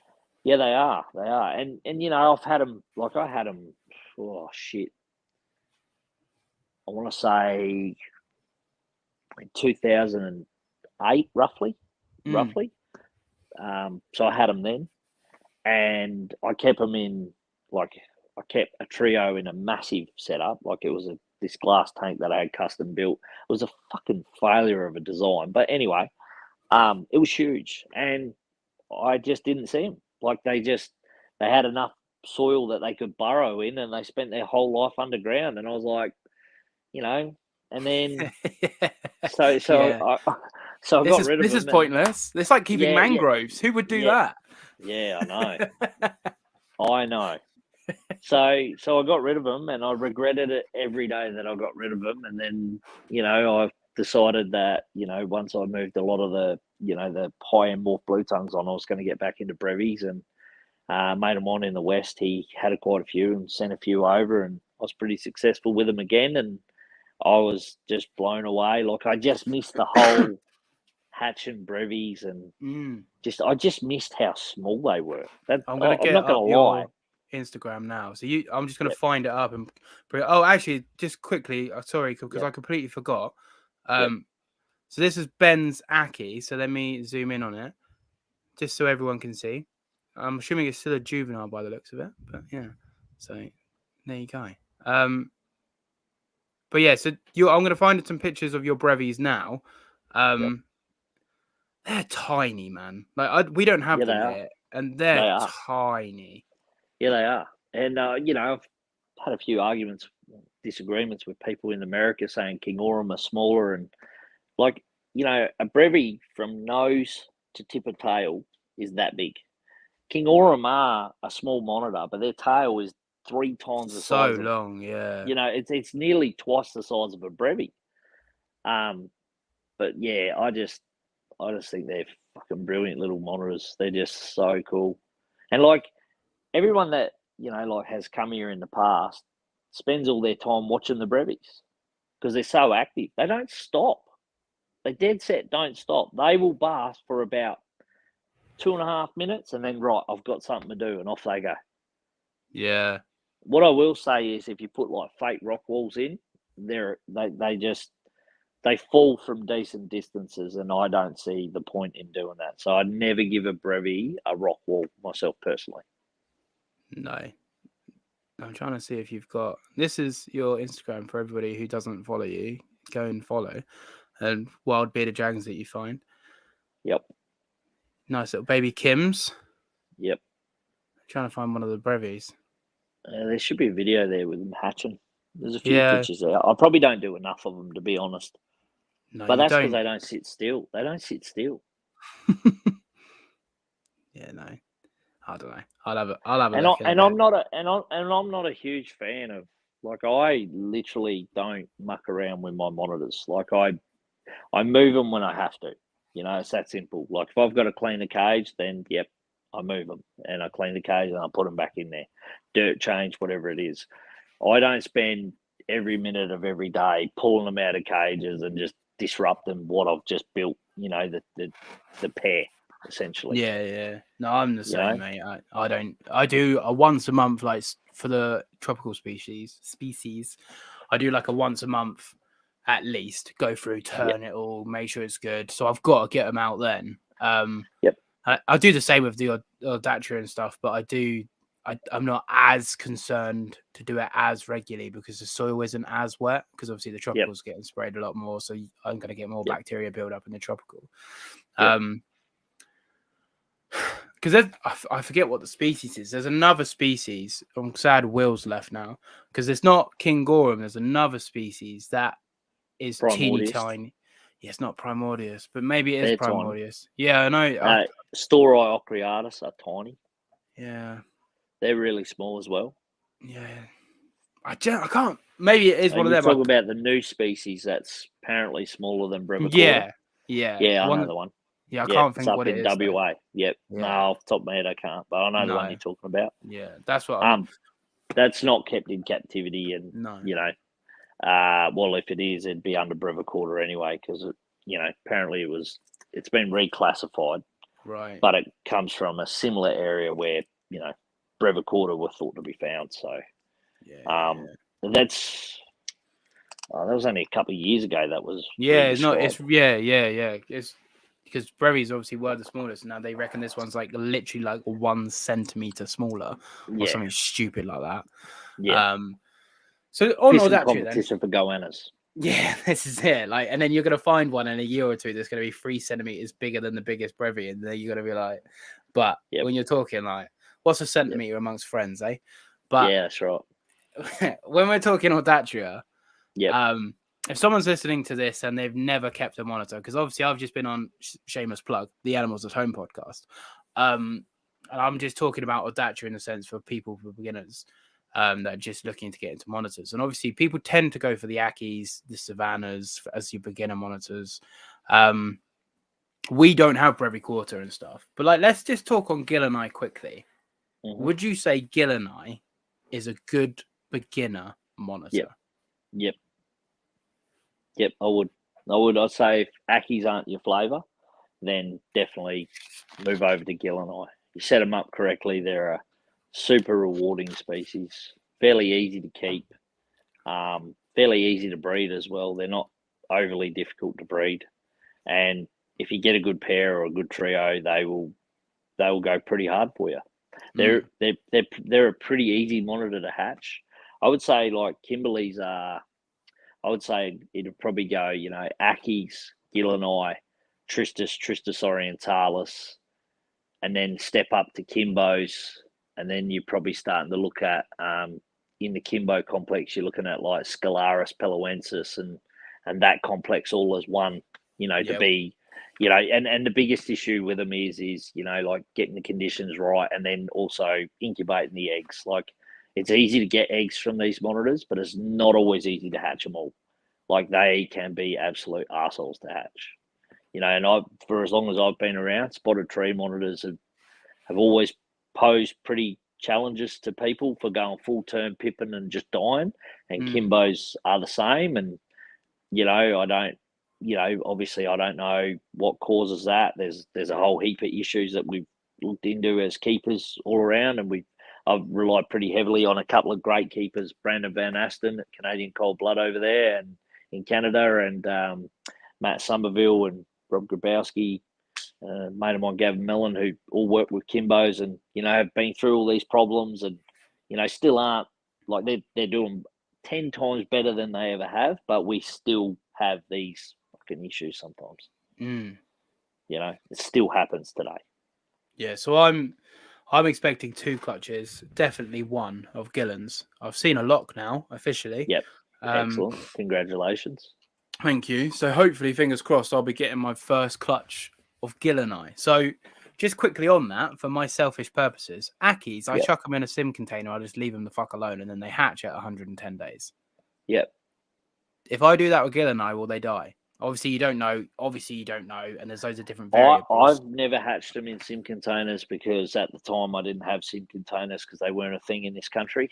Back in the day, I used to just do straight up, 50-50 perlite, vermiculite, sealed tub, And then, the gill and I were hatching at around, 87 to, 90 days. And what's that at? 29. Generally 30, 31. Okay. It's slightly hotter than I go because I'm at 29. Yeah, well, if you do it 29, you probably expect them out 100 days. 105 days. Yeah. That's what I was expecting in my head because I like to do it a little bit cooler to try and get them back. I've got 3 incubators, so I keep snakes in one, lizards in the other, and the monitors in one as well. So it's, I can sort of pick my temperatures between the 3 cookers that I've got. Yeah, I have two on and one's a backup generally. Yeah, I need to get a backup one, especially when I do start breeding mangroves, because that would be a very sad day. But my incubator is quite tall and it's hotter at the top, so it's about 29.5 at the top and then 28.4 at the bottom, I think. Yeah. So I can pick my poison, as it were. But yes, this podcast will be live afterwards on my channel for forever and a day because we've touched on some great stuff here, mate. To be fair, so I might split the clutches if I get 2 clutches because I might do a sit-in. Like you say, just perlite water, 50-50, sit them in a tub, bosh, and then I might suspend the other half just to sort of see. Because I haven't seen too many issues with gill and eye eggs over the years that I've done them and all my mates have done them. And I've got a couple of really cool guys that you can sort of message that might have experienced or done the suspended over water method with them, and I'll happily give you their details that you can message them. Appreciate that. Yeah, mate. Thanks. Yeah, because I can't wait to hatch them, and I'm not going to be in a rush. Yeah, to sell them. Let's be honest. You know what? And you know what? I know you, and you are going to struggle like fuck. I don't want to sell them. I've got 4 people. Don't think you can. 4 people messaging me already, and I don't take money. You wait till you see the little zebra stripes come out in the tiny little monitor that sits on your thumb. If they stayed the pattern that they do at the egg, they would be the greatest monitor outside of maybe Glebal Palmer, but they would have been the greatest monitor. Like, they're like you say, they're like zebras, like they're Kim's tails, but on a monitor. And they're pretty cool. They're pretty cool. And like, I was going to do a picture the other day, and like, it's like people need to understand how hard this is. But a baby Kimbo, a baby gill and eye, and a baby Brevi, and like to get 2 of them to sit still, it's a fucking nightmare. Yeah, I can imagine. It's a nightmare. Just getting Ackies to sit still, and they're like the most dumb ones of the lot. They're more. The only way I worked it out, the only way I'm going to be able to do it is if all 3 hatch on the same day. Yeah. Because generally when they hatch, minus the Kimbos, they're usually pretty docile. Yeah. Just you can sort of muck around with them. I mean, the Brevies will just hang on to your finger. They've got no desire to run away. But the other 2 are like rockets. Yeah, I'm looking forward to because I don't know the gestation on them. So I got a lock, I believe it was the 14th of May. I think it was the 14th of May, and I'm expecting between 21... about 3 or 4 weeks. Yeah, 7.14. Yeah, I was expecting 21 to 28. So there you go, 3 to 4 weeks. That's what I was expecting. So weeks. First week of June. And I was speaking to FRYZIES Reptiles. No, that's a lie. Sorry, it was Scandinavian Goannas. And he said that he likes his gill and I like to nest arboreally. So I have a low level and a high level nest box just to sort of see what they pick, which I think is going to be quite interesting. I don't know if he gives them I generally can't remember. If you're here, then let me know. All mine nest on the ground. All of mine. I don't know if he has the option for both, but he said that his have always nested. But I mean, giving them both is doing better, so more power to him. Yeah, so I've gone both for mine. I've got a low level one and a high level one. But the high level one, interestingly, has got like digging around in. They've been in there and they've been digging around. So whether they're just doing that because it's nice and humid and it's up high and they're just making themselves comfortable, or whether it's she's test digging, is yet to be seen. But yeah, so hopefully. Well, I'll say this with my other pair of Kimbos, when I did get eggs out of my other pair of Kimbos, she actually laid them in a cork bark tube that I had in the top of the cage. And that was a fucking nightmare to get the eggs out of because it was actually fixed to the back of the cage. Well, there was no way. I had to take the roof off the cage. It was like, no, fuck this, never again. Yeah. So what I did was I built a new nesting box and I heated one side of the nesting box, and I've had zero issues ever since. And it's just so much easier. Yeah, I've recently put a nest box in with my pair of Kims. I don't want them to breed because they're about 10 months old. I don't want them to breed, but they're putting on some size now. In my experience, they won't actually start drying until there's a box in the cage. Oh, fuck. I put one in just in case they try, rather than Yep. No, they generally I've noticed with mine, and this is the two pairs that I've got, and the third pair coming through, that the minute I put the box in and the box is suitable, then they start mucking around. So if I don't want like last year when the Kim went too many clutches, or not too many, but just wanted to keep going, down, I pulled the box out. Okay. So drop the temperatures. I dropped the temperatures and I pulled the nest and box out. Yeah, because my two are piling on some size now. Yep. Especially the male, he's getting big. Yep. Female's a lot more recluse and shy, like typical for monitors anyway. Yep. But the box, so like the box is the box, and then I have a piece of slate sat on top of the box just to make it look a little bit more natural. Heated? Not yet. It will be, but I haven't turned the heat on. But I've got a heat mat ready to go. I just haven't turned it on. Put it on the side, not on the underside. Yeah, because I don't want them to dig down. Because the heat comes up. You want it on the side, and what you'll notice is with mine, I heat this side, and then what she'll do is she'll go down where it's warm, and then she'll burrow away from the heat, and she'll pick her spot, and then she'll lay her eggs on this side. Yeah, similar to my my mangrove. She tends to, like you say, find the heat and then digs away. Oh, you've got a mangrove? Bingo! She's a bitch. There you go. Bingo, everybody. Yeah, so I haven't heated it yet. It's got the capability to be heated. I set it all up. Yep. So yeah, Scandinavian Goannas is here. So that's true. For over 6 years, X amount of clutches. They have always been nesting in elevated nests. Might be the temps. So have you? Oh, compared to the ground nesting. Okay, so you have got both. So yeah.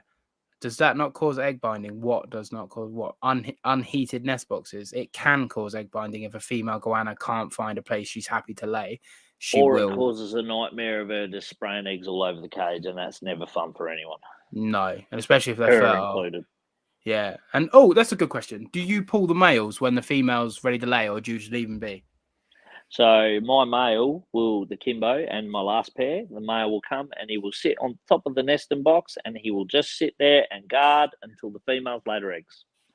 Okay. So doesn't do a fucking thing.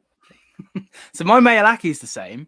Other than trying to pester what I will say is he's just waiting until she's done so he gets another ride. That's all he's doing. Well, that's the same as my male Aki. He doesn't give a shit about the eggs, but he's like, as soon as she comes out, we're getting it on. Yep, that's exactly the same. That's why I pull him, because he's a fucking pest, mate. He doesn't stop. But with brevicarda, I won't. Like, I've got one really good pair where the male doesn't give a shit. But if you get an egg eater of a brevicarda, it's a fucking nightmare. Like, you literally have to pull him out. And, like I say, I've got 5 males and 4 females. So I can sort of, if I've got an egg eater dickhead, I can swap him out. Yeah. That makes sense. To one who appreciates the love of a good woman. Yeah, he's more gentle with it. So just my experience on nest box egg binding. So my understanding to monitors, and Fryzie can either back me up or to call me an idiot. I understand it as if a female can't find a place to lay, she would either A, scatter her eggs, or B, hold on to them. Both are bad, but scattering is better than holding on to them. Ideally, you wanted a heated area, which is secluded and nice and compact, humid, hold a burrow. And it's also big enough to give them a choice, because if you've put a tiny little nest box in there and they can't find the right temperature, you're still.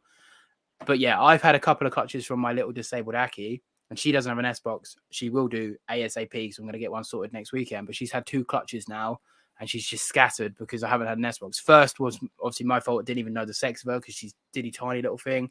She's not laid. We've currently got a hornet in the podcast room. How exciting! But yeah, so if they can't find a place to nest, your best hope is that they scatter. And if they don't scatter, then you can be in a world of trouble. Do you agree with that? Yeah, so what I'll say is I'm no super expert when it comes to monitors, but I've been breeding monitors for a long time, you know, and I've bred plenty of species of monitor. But what I will say is that inadequate nesting sites generally results in drama, and then drama contributes to unnecessary stress on the animal, because the parameters aren't right, and then that's when you can have major complications like spraying eggs, egg binding, laying over calcified eggs that have been in her way too long. Then when she lays one of them eggs, her ass falls out, prolapse, and then you are up shit creek without a paddle. So be very careful and tick the boxes of providing, adequate conditions. And then on that, with the nesting, well, on the breeding, do you think there's a good age to start breeding Audatria? Because obviously they can breed from like 6-8 months old. Yep. Do you think that they should be breeding as soon as they're breeding, or do you think we should try and get them to like a good size before we try to breed them? Yeah, so I look for the size. So basically, if a brevy grows up in 12 months, generally it's probably not going to be a breeder that year, but the following year, it'll generally be its first season broken in. And it's the same with the Audatria as well. I know that a lot of the Tristis complex don't breed until they're 2 or 3 years old, so it doesn't matter what you fucking do.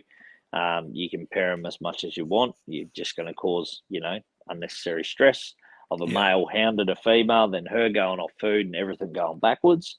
But yeah, generally I find that, especially with my Audatria, I mean, it's nice to raise them in pairs, but you don't always get that luxury. You definitely don't. I've got a couple of spare females and males now that I'm, sort of growing up to pair them up and see how the interaction goes. And if they be, a compatible pair, I'll be fucking stoked. If not, things have to change for it to happen. Yeah, we What I will say as well is if you have a compatible pair, don't fuck with it. If it's not broken, don't try fix it. You said this to me. You said to me that if my pair of Kimmies get on and they're shit hot rocket, great. Don't add a female. Don't split them. Don't fuck about with them. Just let them be a pair, and don't be greedy. Just leave them to do their thing. You said that to me. Yep, so, for sure. Yeah, and I don't disagree with that. So moving my 5-month-old Aki into his 4x2x4, which is 48, 24, 48 for those people that use inches, or 120 by 60 by 120 for people that use centimeters. Later this week, I plan on getting second one once it's old enough to sex. Do you know roughly once it becomes very obvious if it's male or female? If you'd like to take that one first, Fryzie? Yeah, well, generally with Akis, you can see decent spur clusters on the back end of the tail right near the vent to tell whether it's male or female. Some localities of Akis have more pronounced ones than others.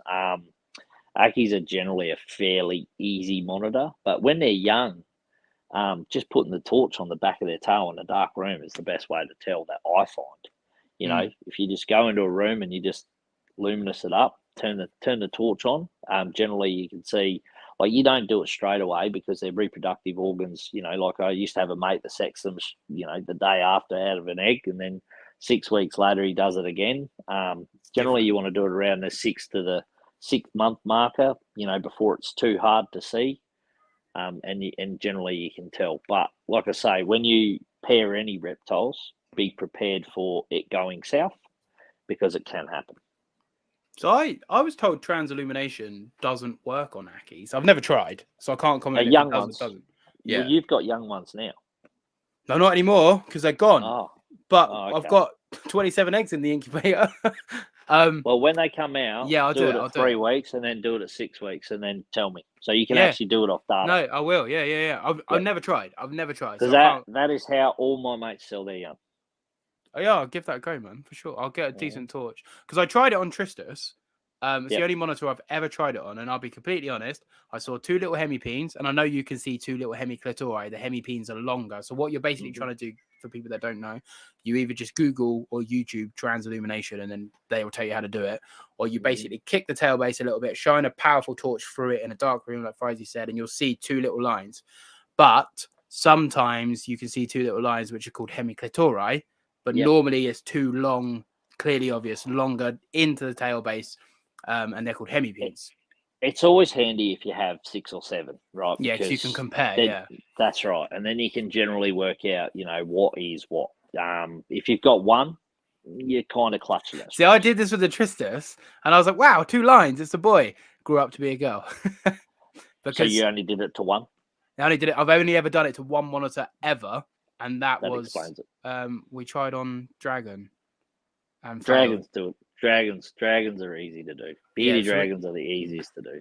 Yeah, we tried. I forgot that we tried on our bearded, but apparently we failed. But I generally forgot that. Beardies are easy. When they're young, they're really easy. As they grow, once they hit the sort of 6-month marker, their tail's too hard, and you need a fucking good torch. And I think that's probably why we failed them, because you want to do it when they're around about 6 to 12 weeks. The beardies. Yes. So I've only ever done it to one monitor ever, which was that Tristus. Saw 2, which it would have been about 4 or 5 months old when I did it. Saw 2 lines clear as day, but they just weren't long enough. And I assumed... The thing is, we don't always get it right. No, I've never reptiles, done it. And they hide their genitalia inside them, so we don't always get it right. Yeah. But just again on the Ackies, I find with males, especially as an adult, you'll find a male's just got like a bulldog head. It's not always, but you can normally see a male, and they normally look a little bit. This is not a way to sex your Ackies, guys, but male Ackies normally look a little bit more evil, angry, aggressive. What I would say is find someone close to you who breeds Ackies and let them have a crack, because that's the easiest way to do it. Someone with experience who can look at an animal in his hand and go, I believe this is this. And then so much easier. With monitors, I'll say my opinion on this. You can say if you can agree. When introducing monitors, I personally don't like any form of biting, because they don't bite when they breed. So if they're biting, for me, that's aggression. The little nip here and there you could probably get away with, but biting, I'm not into it. If I'm introducing monitors and they bite, I'll split out. Do you agree? Yep. Because their bites go south fast. Yeah, you'll just brevies. I've paired brevies before, knowing that they're male and female, and I've come out, 3 days later, no drama, and then all of a sudden I've gone out there and there's the male marching around with his leg in her mouth. And he's just dragging her around the cage. And I'm just like, fuck. Yeah. And it's like, the issue is that, when you parent animals to breed them, they need a little bit of time together before you expect fireworks. Like, they need just a little bit of time. So I will only do my new introductions on a weekend, where I know I can sit there for half the day. And then on Sunday, I could sit there for half the day. And generally on the Monday, I'll come home and have a look and see what's going on. Yeah, for sure. Anything that I'm not okay with, that's it. They're done. Mm-hmm. That's exactly the same as me, mate. Yep. That's exactly the same. So basically, monitors go into you'll hear the term a cycle, which is vitellogenesis. So when a monitor breeds, it's the same as like a dog having a season. Like, they give off subtle signs to say that they're in a breeding cycle. Croc Doc does a great series on YouTube. So basically just type in breeding monitors and watch that series. But basically, Odactria are a little bit different because they tend to be a little bit more social than bigger monitors. But anyway, if your female isn't at the very start of vitellogenesis when you introduce a male, then they won't breed. But males being males, they don't care about that. So they'll just try full stop. And if your female isn't receptive, she's either just going to get stressed for no reason, or she's going to bite him back. And then if he'll go, oh God, sorry. Or he'll go, oh no, I'm not having that, you bitch. And then you get a fight. So a good time that I do it is coming into end of winter. I'll put the pair in, knowing that they're a lot cooler, they're less aggressive, and then they get, sort of 4 to 6 weeks to work out who's who and what they're doing. By the time the lights come back on, they work out, because like with the small monitors, like the brevies and that, they scent mark and go fucking nuts. But with the Odactria, bringing them back up to the same temperature at the same time, it's already had a cage mate for 4 to 5 weeks. And you'll notice that if they're not compatible that first hot day, you'll know. Yeah, you'll know, and that's the day that you need to monitor them. It's hard as well, because my pair of Ackies are pretty much touch wood. They're golden. Like he'll he'll try and breed her for about a day after she lays, and then he goes, all right, it's not my time. Then he leaves her alone. I do try and pull him now and then, but I've also found when I pull him, backing up your point, don't fuck with them if they're not broken. If I pull him and leave him out for a month or so to put him back in, she'll just fucking kick his ass. She'll go straight for him. Just because she's like, well, I've had a month off. I haven't had to put up with your shit. So she's like, go away. I don't want you. And then my male's great. He's super placid. He wouldn't hurt a fly. But even sometimes when she's proper going at him, he'll just go, nah, and he'll give it back. So I don't let it get that far, but I have seen it because it happens like that. But cage decor adds to that because there's generally a spot where the female can get and the male can't get with her. You know, like in every cage, there's that crack or crevice that one can get in. The second one can try, but he can't. Yeah, and that's a proper cage. 100%. Normally, like this one's a controversial one because normally people say make sure the nest box, the hole's small enough the female can get in, but the male can't. But it's a good. If you've got an egg eater, you've got a dickhead of a monitor, and you need to do something about it. There you go, Michael. It's that simple. Michael, if you have an egg eater, he needs to be pulled every time. End of story. So Michael has a pair of Ackies. He wasn't sure if they were a pair or not. I said to him, "You've got a pair. Your female's cycling. She looks like she's gonna lay." Sure enough, she laid, and his dickhead of a male ate all the eggs. There you go. Female's gonna lay. In the next few days, we think she's in her second clutch. We've already told him. We've already done it. Like the male's got to go. Like get him out. You've heard it here first. If you don't take him out, he's going to be well fed. Yeah, he's gonna get the. But his male's like a proper greedy guts and all, and you can tell the males. Like my male Kimbo, I think could be a egg eater because he's a greedy guts. So fingers crossed he's not. There you go. Male's already pulled. So fingers crossed on the eggs. Yeah. So awesome podcast. Absolutely awesome podcast this afternoon. Sat in the garden. Yeah, no, I've really enjoyed. I mean, we'll keep going to your headphones, Di, but I've really enjoyed this so far, mate. This is good little nuggets and teaching me. We haven't even touched on much yet. What do you want to touch on next? You steer the ship. What should we? Whatever You're cruising. Parentis. Yeah, no, look, I just yep, parentis are cool. I've had my fair share of good friends of mine owning parentis, so it's pretty handy. I get my big lizard fix out of my mates that own the big lizards. So a good mate of mine in Adelaide, James Hughes, had parentis, lace monitors, bell face, the whole lot, and he bred most of them except for the parentis. He got eggs out of it, but they were infertile. But it was cool because you can go down there and play around with them. We've got another mate who's not far from me. He's got everything, Panoptes, Mertens, parentis. I think he's got, last count I reckon he had 7 or 9 parentis. It was a lot. That's pretty cool to go there. A good mate of mine's got Thorny Devils. I get to go play with them when I feel like it. Yeah, they're pretty cool. So sick. Yeah, they're pretty cool. You find them where I live, actually. Thorny Devils aren't far from me. Not far at all. Sick. In fact, I went out in March, and it was the last day I went herping before the weather turns to shit, and I took my son out there, and in the first 10 minutes on the road that we regularly drive, there were 2 dead thornies, and they were in the tyre line. So the person who hit the first one definitely hit the second one because they would have been, going across the road, and they don't move that fast. So, that was shit. That sucks, yeah. Yeah, they're pretty I've got cool to get species. out there, man. Australia's a dream. I can't deal with the heat. I'm going to die, but it's going to be worth it. Because where I live, it gets to 47, 48 degrees Celsius. Fuck that. And that's like where I live. If you go out in the scrub, you're looking at 50 degrees sometimes. It's pretty warm. And it's hot, dry, and nasty. So, a pasty pommy like yourself will probably welt up. I can't, mate. It gets to 22 degrees here. Ice fest. Oh, yeah, 22 degrees. 20 ice fest won't be any good with it. It'll melt, and all my sweat. But 22 degrees here in the UK, I'm like, nah, fuck it. Let alone 50 degrees in bloody Australia. But one day, when I'm a YouTube zillionaire, I will get out. The zillionaire I've been hearing about a bit lately. Yeah, I'm going to become a YouTube zillionaire, especially now your boy's got Patreon. Yeah. Well, sign up, people.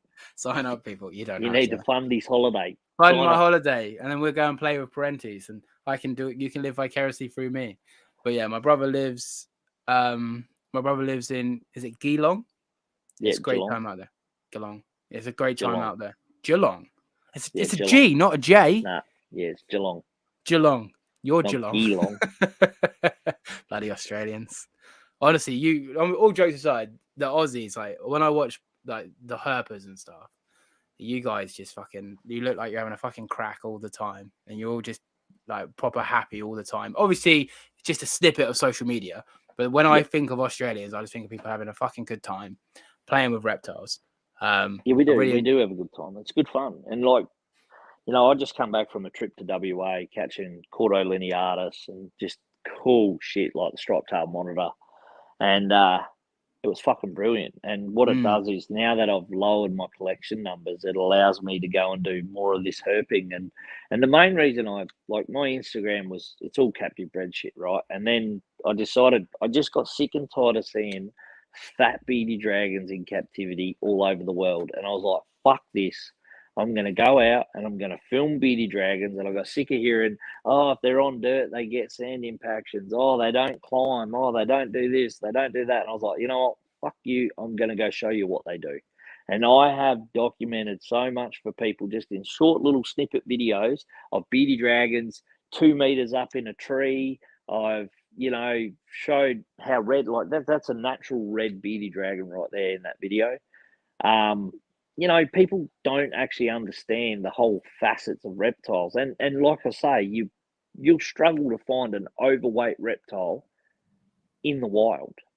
You will just struggle. That's not even a good one either. I'll find some now. I'll go, oh God, bear with me. My laptop's glitching out. I'll try and find some Nair, because you've got a few on here. Yeah. So I just like, I had too many people message me saying, oh, my beardy's ingested, it's done this, it's done that, you know, like, you know, that one there was a cracker. I called it a red monster because it's all the rage in America. That one there was a next level dragon. Even then, though, you can see, obviously, it's fanning itself out to make itself big, to make it harder to be eaten. It was thin as. Yeah, it was thin as. You can still see like how flat it is. Like when I found that at work too. That's so mad, man. Yeah, I find them at work, mate. So it's like, you know, I'm in South Australia, so I'm in the southern part of Australia. And dragons are here, they're everywhere. You find them punching on the road like these two, having a disagreement with each other. Yeah. Two big you see males. how skinny they are. Like, you see there, you know. Yeah, there's no weight to them. There's no weight to them whatsoever. They just come out in spring. They eat as many grasshoppers as they can, and then they do their thing. And then, you know, by the end of spring, they're all done. You know, midsummer, they're just maintaining their weight, and then they're all done. So this is what I mean. People think, yeah, there's 2 meters up in the air, mate. Dark as shit. Look at him. Hiding behind the trees. They just go around the trees. Yeah, that's so sick. And I would see 10 to 15 a day in spring. That's mad. Driving from here to work or here to my parents' house. Easy. So what, just on that then, what's like the number one, look at this guy. Someone was randomly talking about Bob Wire, but look at this bearded dragon. He's in a Bob Wire enclosure. Like, he just jumped straight off, cleared off, gone. Yeah, 2 meters. They'll jump out of trees 2 meters to the ground and off they go. So what's the one piece of advice? Like, I've got a bearded dragon. So what's the one piece of advice that you would give somebody keeping a bearded dragon? Like, or it doesn't necessarily have to be one, but like what's like, as someone who finds them in the wild, what's the advice you're giving to somebody keeping a bearded dragon? Adults only need to be fed twice a week, and don't overfeed them. They don't need volume. You don't need to give them, like, you know, people don't realise this, but, you know, sort of 20 crickets a week is enough to maintain an adult bearded dragon that isn't cycling. You know, people just overfeed the shit out of them, you know, and like you guys have those dubia roaches and they're fucking huge. Yeah, that's, you know, they're huge. Like one of them, 2 of them, that's enough, mate. Everyone just overfeeds them. You know, and the other side of it as well is, like, I know for a fact because I actually took scales in the bush and started weighing wild beardy dragons for people that I was part of another podcast for. And in all my time, I found 2 dragons that were 370 grams in all my time. And we're talking hundreds, you know? Two dragons, and one was gravid and the other was probably a 12-year-old male that just ate well. Yeah, it was a big boy, ruled the roost. Yeah, he was. Yeah, he was. He lives at a soccer park only around the corner from here, and he just sits on that grass and mows down every grasshopper the minute they mow the lawns. Yeah. I know what you mean. Yeah, I do. Like I say, I think overfeeding. So like our beardie, she's probably only fed. She's not an adult yet, but she's probably only fed twice a week. And I give her like 3 or 4 like locusts, and that's it. That's all she gets. And what I do as well, I get her out, and I like throw them, and then she'll get it. So she's doing a little bit of exercise to get it as well, rather than just like here you go. So there's a little bit of like mental stimulation for her, as well as she's got to work. Like sometimes she'll jump out of her cage to get them, you know, rather than just going here you go. Because I do think it's so important to make sure your animals are exercising when they're eating. Because like you say, in the wild, they're going to be chasing down grasshoppers all day. So what I'll say to people, this is what I'll say. I'll say in this day and age of where we are with reptile keeping in Australia and across the world is you guys have the best resource available to you. And there's no bullshit and fudge lines anymore like there was when the internet came out when I was a kid, you know.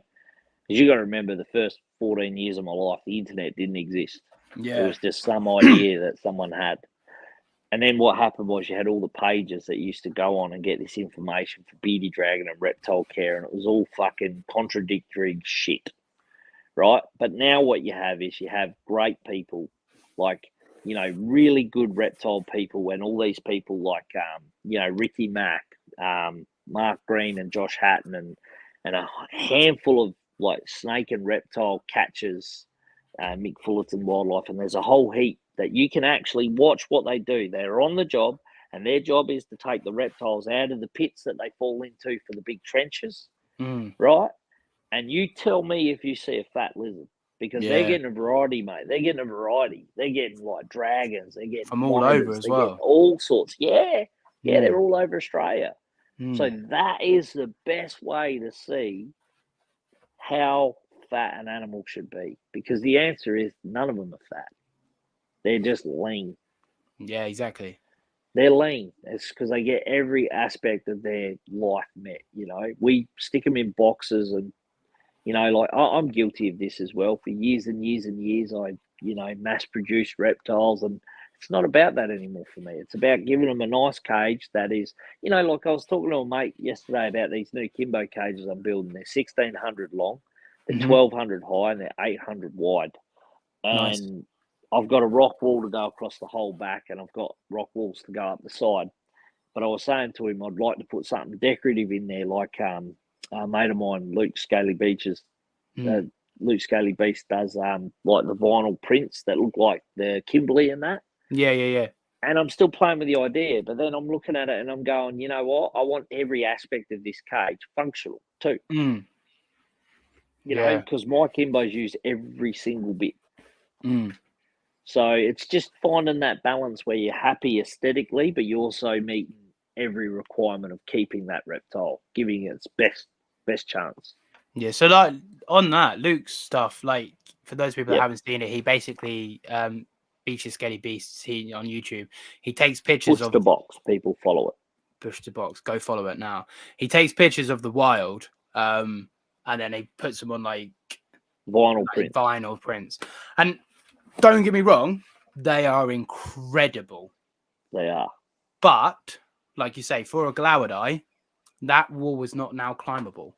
It's not usable, but it looks stunning. But like for something like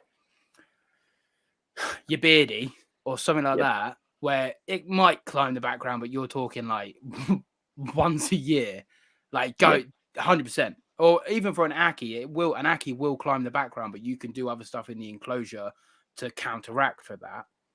Go and get it. Like no questions in my brain.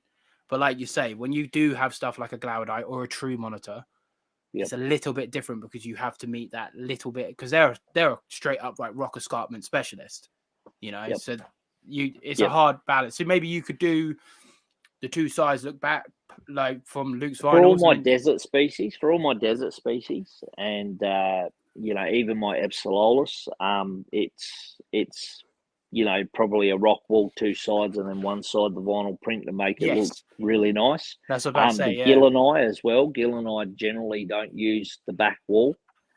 So I would look at doing either the two side walls for the gill and I, because I've got logs and hollows that make the cage three-dimensional. So, you know, they utilize all that space that you don't normally use for a lizard. Like beady dragons, I see their cages in captivity and I think they're all shit.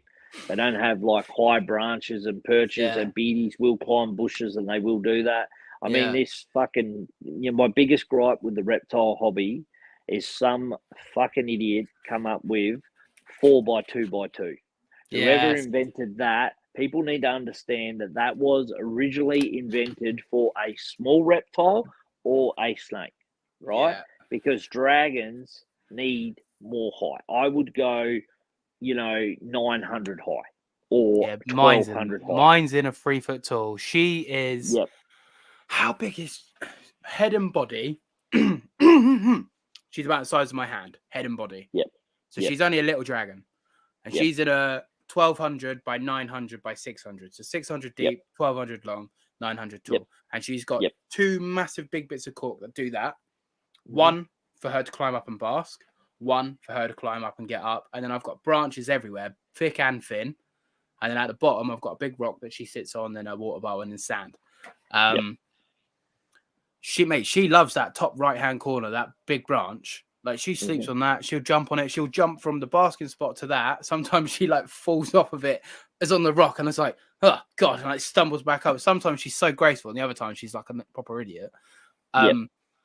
But I wouldn't keep her in any less than 3 foot, because she always. And I'm planning, because I'm having a plan on having like bingo, guys. I'm planning on having a rearranging the room and downsize for her. Here we go. But I want her in a 1200 by 600 by 1200 is what I want her in. Just because she does climb. I would say my stuff outside, their cages are 1200. So the old cages were 1200 by 1200 by 1200. They were like, and I used to have a big piece of timber going up to the corner where they could get up. And they were great cages. They were fantastic. They had metal bottoms, so they couldn't see each other. But what I would notice is, and it nearly every fucking breeding season, is when the male dragon could see a male dragon in another cage, they would rub their noses off on the mesh every time. It's just all they would do, because the males go off food and all they want to do is breed. So he would just sit on that log and head bob while old mate was head bobbing, then old mate was head bobbing. And I'd have all these dragons that had rubbed their nose off. It used to shit me to tears. So the functionality of them was giving me the shits. So I changed them and I put them in, like, I think they were 600 high, so that they couldn't see each other. And that was great. And then come breeding season, they would rub their noses off on the bottom of the cages. And I was like, for fuck's sake. Can't win. So what I do is I generally, like, I've got, you know, a pair of beardies that live outside, but what I would do when I had all my breeders is I'd leave them outside for, you know, 4 or 5 months of the year, winter and autumn, and then I'd bring them in, breed them, and then I'd stick them outside again as soon as they're done. And that was just the best way to keep them for me. We've just got she's just a pet.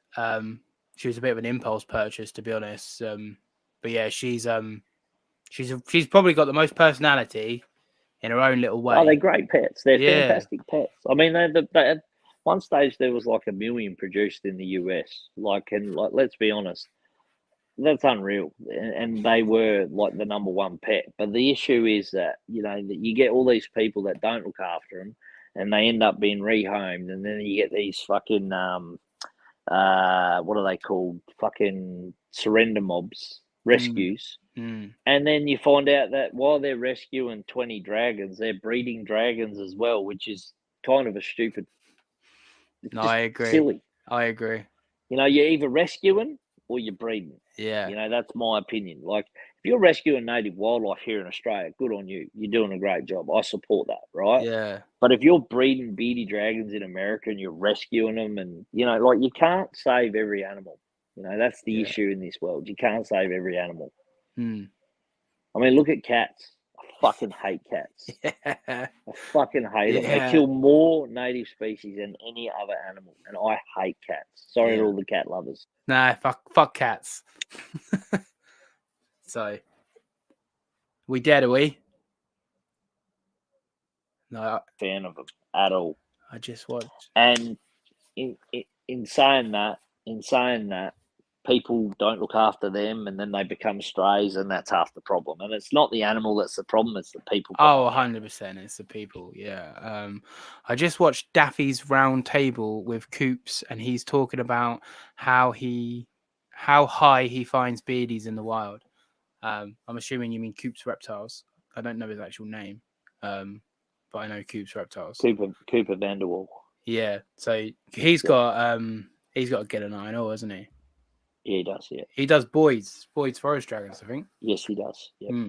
Yeah, no, people don't realize, like, some people keep bearded dragons in 18 inches, so 450 centimeters tall.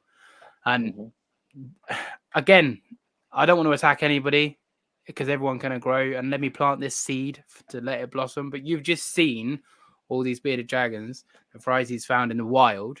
So if they weren't doing it, if they didn't want to do it, they wouldn't. They've got the option to do it in the wild, and you find them, people find them.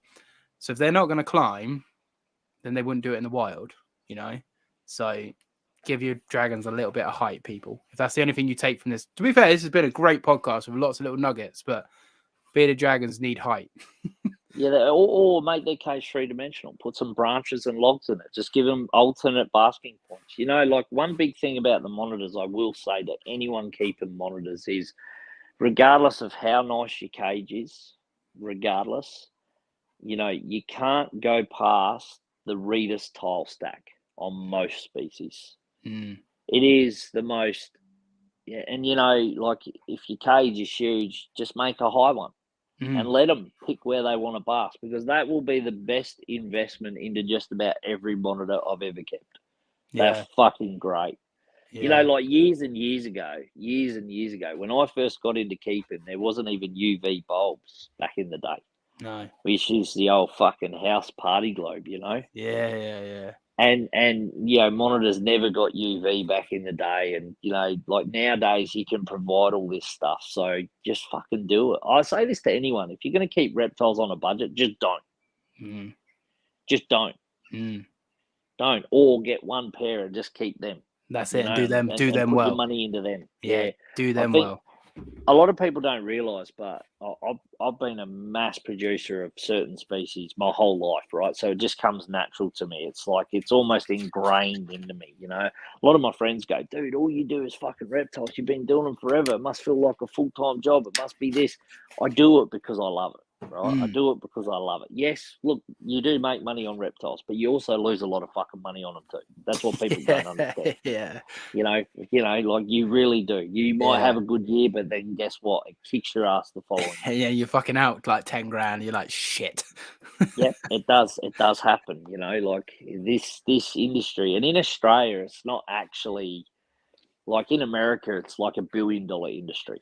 We're not that. We can't be full-time reptile keepers in Australia. There'd be very few in Australia. We all have to have proper jobs and go and do something to support those fuckers. Yeah, same. Fucking pay for my Patreon, people, so I don't have to work.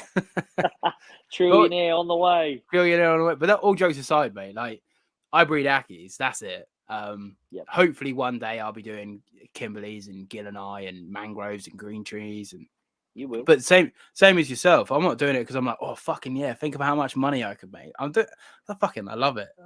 It gets me going. That's the only reason I do it. What I'll say to people is that when you're at the level of years that I've kept for, shit needs to pay for itself. Right? Because you get to a point where, like I've got 4 kids. Yeah. They come first sometimes. Sometimes. but you just really bad financial decisions now impact your whole life. You know, like that's how it works. So my stuff is very cued in. So I've got a rule in my reptile room. You get 3 years to prove yourself as a reptile. So if I pick up a new project, I've got 3 years before that project has to start paying for itself or earning its keep, or at least just covering its own upkeep. Yeah. If it doesn't do it in 3 years, there's a good chance that it ends up on, you know, Chopping the block. classifieds. Yeah. Yep, on the classifieds. It's not a bad way to be though, because on one side of the coin, people might look at that and go, "Oh, well, you shouldn't have got it in the first place." But on the other side of the coin, like How would you like, know if you didn't try? no, exactly. Like I'm not going to sit here and say anything because I've had species, Pilberensis, Glauidii once upon a time, Dorienus, fucking countless species I've had, and they just don't do it for me. So Yeah, I've got species before, and in Australia, we've got a rule under the licensing system that if you get an animal, you have to keep the fucker for 6 months. bastards. By law, you have to keep it for 6 months.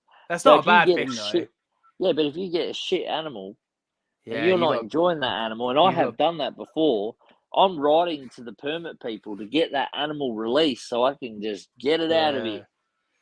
I know what you mean. You know, I do because know what you I've mean. had animals like I've had you know, other skinks in the Gurnia complex that once you put them outside in a naturalistic cage, you don't fucking see them. No. You literally have to creep across the back lawn and pop your head up over the, you know, to look in, and then poof, they hide, and you're like, wow, that was money well spent. It's like keeping mangroves. Yeah. Let them dig a hole. Fucking big cage of dirt. But Yeah, nah, I'm not, like, I'm at the point, I'm very selfish when it comes to reptiles, and if you're going to be living in my harem, I need to see you.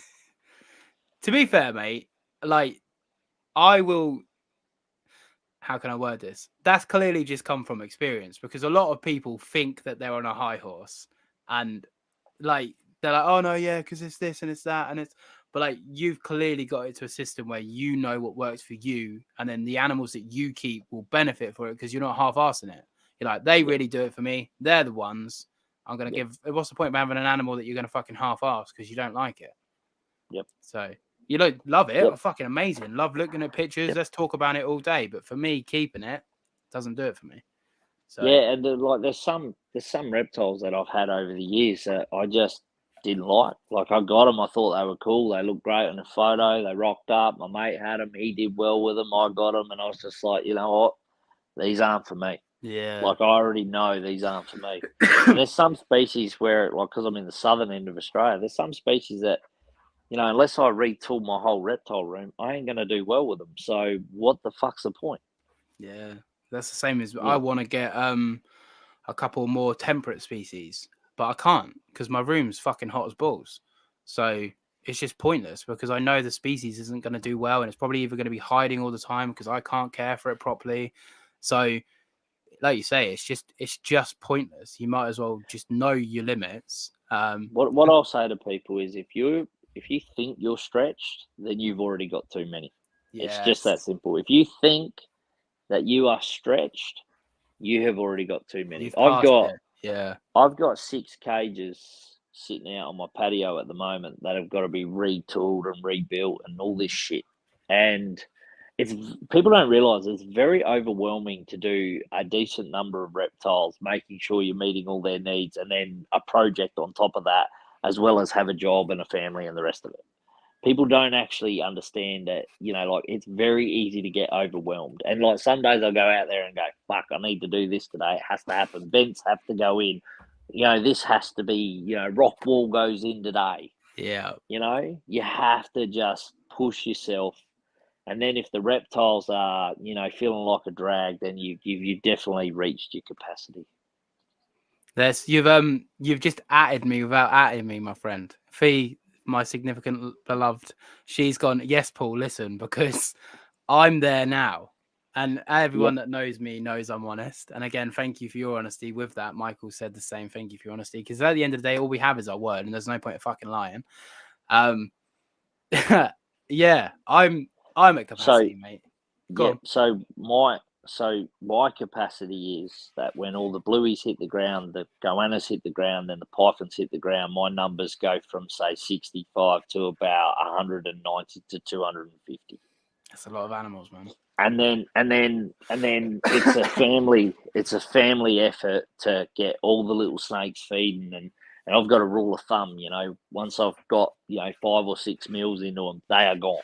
Yeah, They are gone. Anyway, last year I bred 135, 40 snakes of just the Anateresia, and I was like, fuck this, I am not doing that again. So I sold off half my breeders. I sold half my breeders off, and I kept my best 5 pair, 6 pair, right? And I'm happy to, pair them and get, maybe 60 or 70 babies, like really quality ones, because like half of them are going to be, my future holdbacks. But, like it gets to a point where it does wear thin. And baby blue tongues are the most beautiful little things, especially when they're black, they're white, they're yellow, they're albino, they're so cool, right? They're so cool. No, they sell like hotcakes, right? No, but as in you don't want to sell them. You fucking hold on to them. No, fucking no, mate. There's no personal attachment to much here, I'll be honest with you. They just baby brevies and baby Kimbos are probably the 2 hardest. Everything else, mate, gets a new zip code. That's it, done. Real fast, yeah. Out the door, Yep. And what I've noticed is that the more you get out, your workload starts to decrease, right? But then you set yourself up to fail because you go, I probably could have done 10 more, or I probably could have. And you just find yourself always getting into that trap. I mean, some of the best keepers I know only have 6 or 7 animals. Yeah. That's it. Where I think that's where I want to be, if I'm honest. I think that's where I want to be. So what I would say to you is, like, I'm basically, my plan forward is that I've got the 2 pair of Kimbos that I'm going to be my breeders, right? So 2 pairs. So if something goes wrong, I've got a backup, because they're not, like, they are getting more common in Australia, but they're not super common. The gill and eye, mate, they're as common as pig shit here. They're so many people have them, but I've just got my 1 pair and a couple of youngsters for myself. Like, they're just mine, right? I will just keep the best pair of them. And then the brevies, I've got 4 pairs on, and they're not super common in the hobby. They were years ago. They dropped off, and I'm just rebuilding the numbers with a couple of other mates, and we're trying to get the numbers up so that they become common again, and they do their own thing, and they take off. But it's just one of them things, man. When I feel like I'm getting to the point, I can just make a sale when I need to. Yeah. And the economy isn't, like, it's fucked. Like, don't get me wrong, but for that sort of stuff, people trip up for. Yeah, UK market's very different. Yeah, the UK market's very different. Yeah, it's very different. Yeah. But what I'll say to you is that I now can honestly tell you that, 1, there's no freeloaders in my reptile room. Yeah. There's no freeloaders. And then secondly, outside of the carpet pythons, I'm pretty sure there's not much that I have to get rid of if I don't need to. I mean, I'm at that point where, like, obviously, because I've got so many animals, if I want something has to go. That's where I'm at now. Yeah, that's where I'm at now. Yeah, same as me. Yeah. But rewind me 20 years ago, I wanted to breed every species of Australian reptile, and I gave it a good crack. But I now realise that, whilst being a selfish prick all them years, that it's hard, because people don't realise reptiles is a very selfish hobby. Yeah, man, for sure. You can't go away. It's hard to get someone to look after your shit. Everything revolves around when the Prasimus is going to lay, or when this is going to lay. You miss a day, you miss clutches. Nowadays, bro, I just fucking go. If it happens, it happens. Yeah. It's that simple. We're similar. Like, my mum, bless her, she comes in to look after my shit. If me and Fee go away, we tend to not go away longer than a long weekend. But if we go away longer than that, it's a bit fucking chaotic. But 4 or 5 days is okay. My mum will come in and deal with most of it. Other than Mango, I say to her she's fine to go in every cage and do what she wants, but, like, we post-it note and we're like, do not touch this fucking Viv, because it's just like today. I had to revamp her nest box today, make sure it was all good, heated, because she's currently in another cycle. So I fenced off a bit of my reptile room, like this bloody, I think it's about 900 high, so 3 foot high bit of like cordexing, which I've sectioned off, put her in. I said to Fee, I was like, right, come and watch her just to make sure she doesn't fucking fuck shit up and just throw locust grasshoppers at her to entertain her. Yeah. And I'm in the nest box in the Viv, like trudging around in the mud and stuff. And Yeah. Fee's like, Mango, no, back, Mango, pull, help. And she's jumped up on this 3 foot thing, periscoping over, and she's like, hello, motherfuckers. And I'm like, oh my God, like, it's just a nightmare. Like, you really need, like you say, you need to make it a family affair. And I'm at that point as where I've seen what big monitors can do on a bad day. And yeah, I'm not about to like don't get me wrong, I would have a pair of Parentes once my kids are gone. I'll have a pair of Parentes. Like, that's no when worries I'll come at to all. see you. That's when I'll have a pair of Parentes. Like, because they don't, like, for me, I think they're amazing. I do love them. I do want them, but I'm not ready for them. You know what I mean? Yeah, I know exactly what you mean. But you know, when I don't have kids running around my yard and I only have, you know, a couple of lizards out the back, then that's when that sort of stuff, you know, will tick me box. But for now, it's not really a thing. Yeah, that's why I sold my blue tail monitor, just because the thing kept getting out. So it's not worth it. It's just not worth it with a nipper. It's not. And it's hard to find good people to look after your stuff. Like, I've got a rule where I don't allow anyone in my reptile room. You know, no one. Outside of my family. So, you know, outside of my family, it's hard to get people to come around and look after your stuff. Yeah. You know, so that's you know, that's a big drain. But you know, like, when I'm out there looking at my reptiles, it's like my zen. It clears my head. I just get in my element. If I've got a task to do I can just get it done, you know? Yeah, it's the same as me. Like, I can have the worst fucking day in the world and I can go into the reptile room and I can just lose myself for hours. And I think everyone finds that tranquility, regardless of why. It's animal care. Yeah, you need to do it. That's the thing. It's almost something that gives you almost purpose, you know? Yeah, it does, most definitely. Yeah, so we're not selling Mango Fee. No chance. Fryzie here has been trying to tell me to sell mangroves since we fucking started speaking. I don't know why we still talk after the amount of times you could get it. You think about it. If you sell mango, you get a pair of Macrae or a Bakari. Nah, I couldn't, because Mango in the UK market, outside of her being the most famous mangrove monitor in the world, just as a mangrove, she's probably only worth about 500 quid.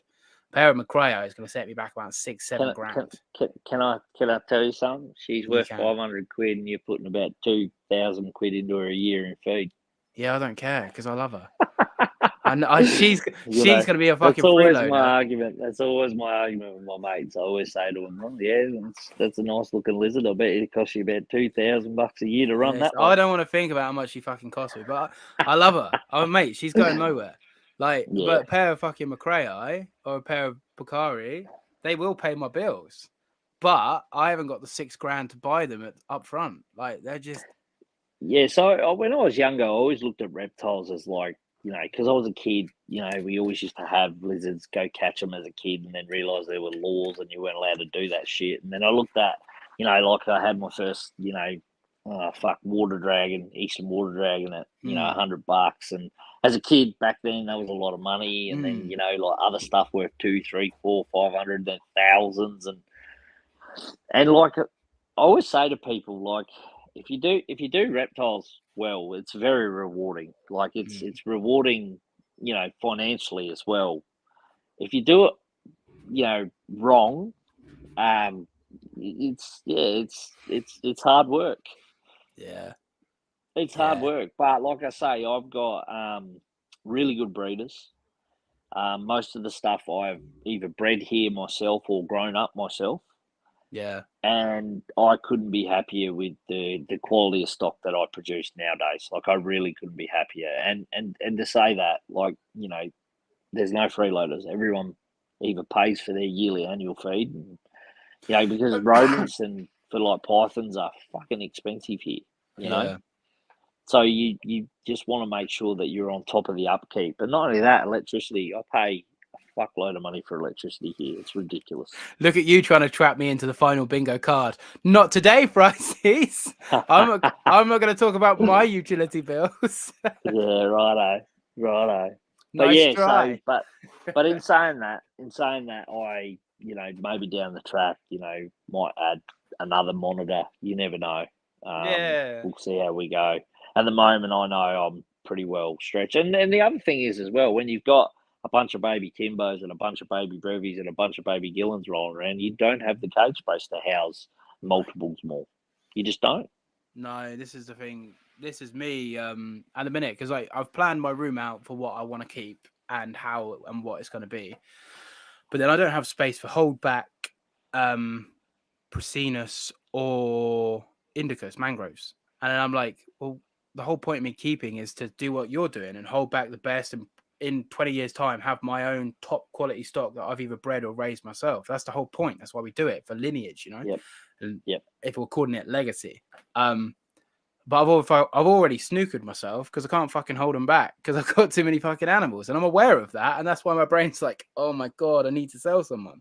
Remember what I said, it's very easy to be overwhelmed. It is very easy to be overwhelmed. And I mean, thinking of that, like I always say, worry about it when they're on the ground because miraculously you find that 500 quid you need to get new cages, or you find it's funny, like you break the law and you get a fine and you can't pay the fine. But guess what? The week that you need to pay it gets paid. Well, this is very true, my friend. That is very true. Reptiles are no different, mate. That's If so someone true. if someone offers you a decent deal, you find the money. It's just Yeah. like paying a fine. It's very true. Completely off subject. What about earless dragons? Yet they're not super common because they don't generally live long. The earless, the majority of them only live, some only live 12 months to 3 years tops. So most people working with them, they're really easy to breed and really easy to keep, and most people keep them outside in the region that they're found. But yeah, they're kind of a dragon that don't have a long legacy because there's no longevity in them. I see. So yeah, I think he had some earless where I am. Yeah, most of the earless where I am, which is Tanacryptus lineata, which is the two-lined earless. 2 years tops. That's it. Fucking hell. They're like praying man. They're like bugs. They live like bugs. Yep. That's mad. Yep. Like dwarf chameleons. Yep. They're cool. Don't get me wrong. They're cool, and I find them, and I think they're cool. But yeah, they just don't live long enough to put my efforts into them anyway. Yeah, that's fair enough. Well, we can start wrapping up if you want, because I see you're down to one AirPod. Or we can keep going. That's completely up to you. Yeah, well, the other one on charge for you. You want to go all day? You're like, I'm enjoying this too much. It's only just hit midnight here. Yeah, it's 3:30 in the afternoon here. So I've still got the rest of the day, so it's quite nice. Fee said it's kind of crazy that Gary was waking up at 5 o'clock in the morning. It was like 11 o'clock-ish for you, and it was like 1 o'clock for us. It blows our little mind, bless her. Yeah, it's pretty crazy with the time zones. I've got a lot of friends in America that I talk to on the reg, and it's generally first thing in the morning and the last thing I do before I go to bed. Yeah, it is weird how it all works. But yeah, it is. Let's touch more on. Let's just go. We didn't really touch on basket spots, so we just said keep them hot. Do you have a set temperature that you go for? No, I try to keep all my basket spots over 50, 55 degrees. Yeah, same as me, really. Minimum is mostly over 55 Celsius. Most of the basking spots are, and that's why the reader stack generally on most species is directly under the basking spot, and then they can sort of, hop down to where they want. The top might be 65 and then 55, and as it goes down, because I use slate tiles with little wood on them, and I just, like, they're just fucking brilliant. They just work for everything. So we were talking about Audacia when we were saying temperature. What basking spot would you recommend for a beardie? My beardies get 55. Same as mine. Yeah, my beardies get 55. They handle it like bosses. Yeah, this is what I said. I literally said this to Liam yesterday. Me and Liam did an Instagram live yesterday, and I was like, the key is mine has to climb up to. I'm trying to do it in centimeters for you, so it has to climb up to like 70 centimeters to get to the basking spot, because the basking spot's like 2 and a bit foot off the floor. It can get hot as balls up there, 55, 60, but it's on a log, so the lamp's like this on the log. So the beardie, if it wants to get colder, it doesn't climb as high on the log, or it can sit right at the top of the log. But then also, it's got like 25 at the bottom back right at the corner, so it can fully pick exactly where it wants to be. Like the whole Viv's not fucking 55, you know what I mean? It's just an isolated corner on top of a log. So yeah, but with the 4x2x2s, the problem is if you got a 55-degree basking spot, it's generally 30 up the other end because it's hard to get a cold spot. Yes. Right. And what I've seen in the past is people putting like a partition in there or more vents up the hot end, so the air obviously can escape the cage, the hot air as it rises, like vents up the top, so the hot air can go up and out. But I've also seen the opposite as well, as the basking spot not getting hot enough. You can change the wattage as well to suit. The best thing I've seen as well, and one of the good things I've done is, like, a lot of people come to me with beardie dragon husbandry issues, is I'll just go and get a tile from your Home Depot or Lowe's or whatever. Here we've got Bunnings, and you just get a big 400 by 400 tile, and you just sit it on the base of the cage directly under the basking spot, and then you build up from that, right? So that the floor, instead of having a melamine floor or PVC or whatever the fuck you're using, you've got like a ceramic tile, right? And that ceramic tile is a really good conductor of heat, and it keeps the heat. Even after you turn the basking light off, that tile will stay warm, at least 10 degrees warmer for the next 3-4 hours, and it'll be like a hot rock. Yeah, so like a radiating panel, Yeah, that's right. Yeah, and then you have your logs and that going up off that, so that the beardie can sort of pick. So if he wants to be warm, but not in the light, he can be behind the log and stuff like that. I actually find beardie dragon cages in captivity boring. Yeah, I don't disagree with that. People too putting stupid commercialized. hammocks. Fucking hell, come on! Like just put a log in there. Just put a log in there. Make your dragon balance, stuff like that. Yeah, people sleep on that. Same as the tree monitors. Like, give them. Like, I got the thinnest little twigs in for my baby. When she first started walking on them, she was like, "Whoa!" Now she fucking walks across them like a tightrope fucking expert, because the muscles are built so she can develop that. And people as well. I know Liam doesn't do this. Liam, I don't know if you are familiar or not familiar with Liam, but he does like some science stuff. Look at me discrediting him, but he does some like science related research on bearded dragons and royals and shit. But he's also a big perpetuant of making sure stuff in the enclosure is safe but loose. So when they go on it, it moves. So it's a bit more like the wild. So it's not fucking everything's rock solid sturdy. So when they get on it, they've got to use their muscles a little bit to navigate the surroundings, rather than just have a fucking, like you said, a dead still hammock that doesn't do fuck all for them. So the big reason is I've started a YouTube channel, and I just rolled all my TikTok shit over to my YouTube for shorts. So at the moment, there's only shorts on there. So everyone give me a follow at FRYZIES I will on YouTube. I couldn't find your YouTube channel. Your links are in the description. You have to capital F to find it. That's the big issue with YouTube. But you have to type in exactly what it is, otherwise you can't find it. But send it to me, and I will link it into this. Yeah, and the thing is, my plan is to, the whole reason why I started the YouTube channel is to, actually show people with a bit more content on YouTube what these animals are actually doing in the wild.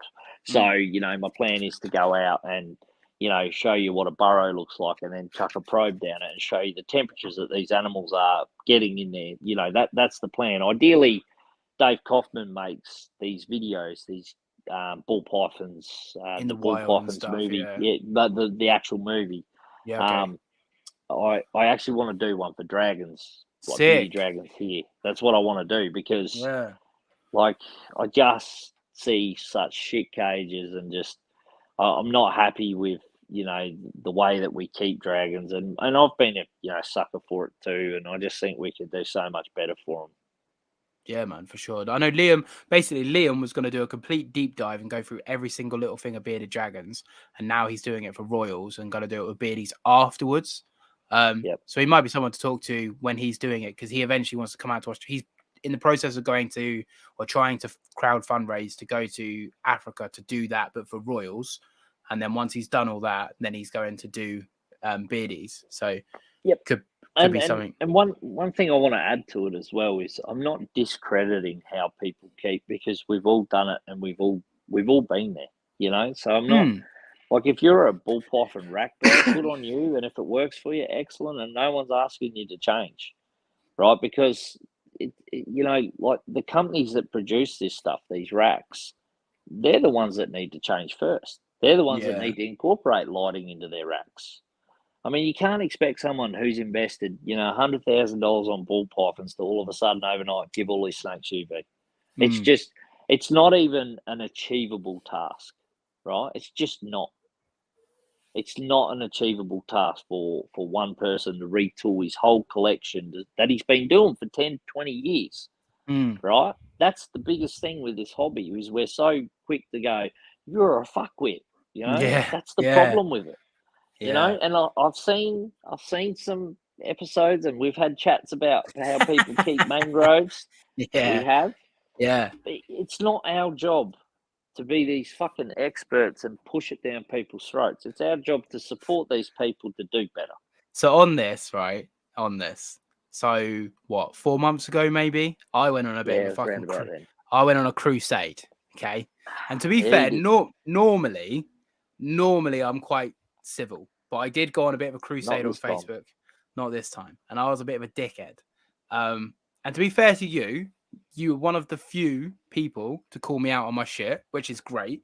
And I want to publicly thank you for that. I thanked you in person, but I'll happily publicly thank you as well, because you were completely right. You were like, mate, this isn't the fucking look. He said, you were like, I know you're right, but you don't want to look like a dickhead, and you're looking like a dickhead. I'm paraphrasing, but it's pretty much what you said. And I was like, yeah, no, you are right. And yesterday, this is how much I've grown as a person. So yesterday I was talking to Liam, and I was saying my mentality now, so only 4 months worth of growth, is I like the idea of planting seeds in people's heads. And I don't say what the seed is. I just do like we're doing here. Just openly talk, giving opinions, giving this. You're showing that the bearded dragons are high. I'm showing the mangrove monitors are digging, and that's a seed. And then the people watching, they can grow their own analogy, and they can go, oh, fucking hell. I'm not giving lights. I'm not giving height. I'm not giving dirt. I'm not giving UVB. Whatever the case may be. And we haven't gone, well, you're a fucking dickhead because you're not fucking giving UVB, you absolute twat. We're just going, oh, okay, I find my animal benefits from this. I find that in the wild, they're doing this. And then these people get these ideas by themselves, and they almost feel like they've come up with the idea themselves. So it's a bit like Inception. But like you say, attacking people, one, just makes the attacker look like a dickhead, because no one likes a bully.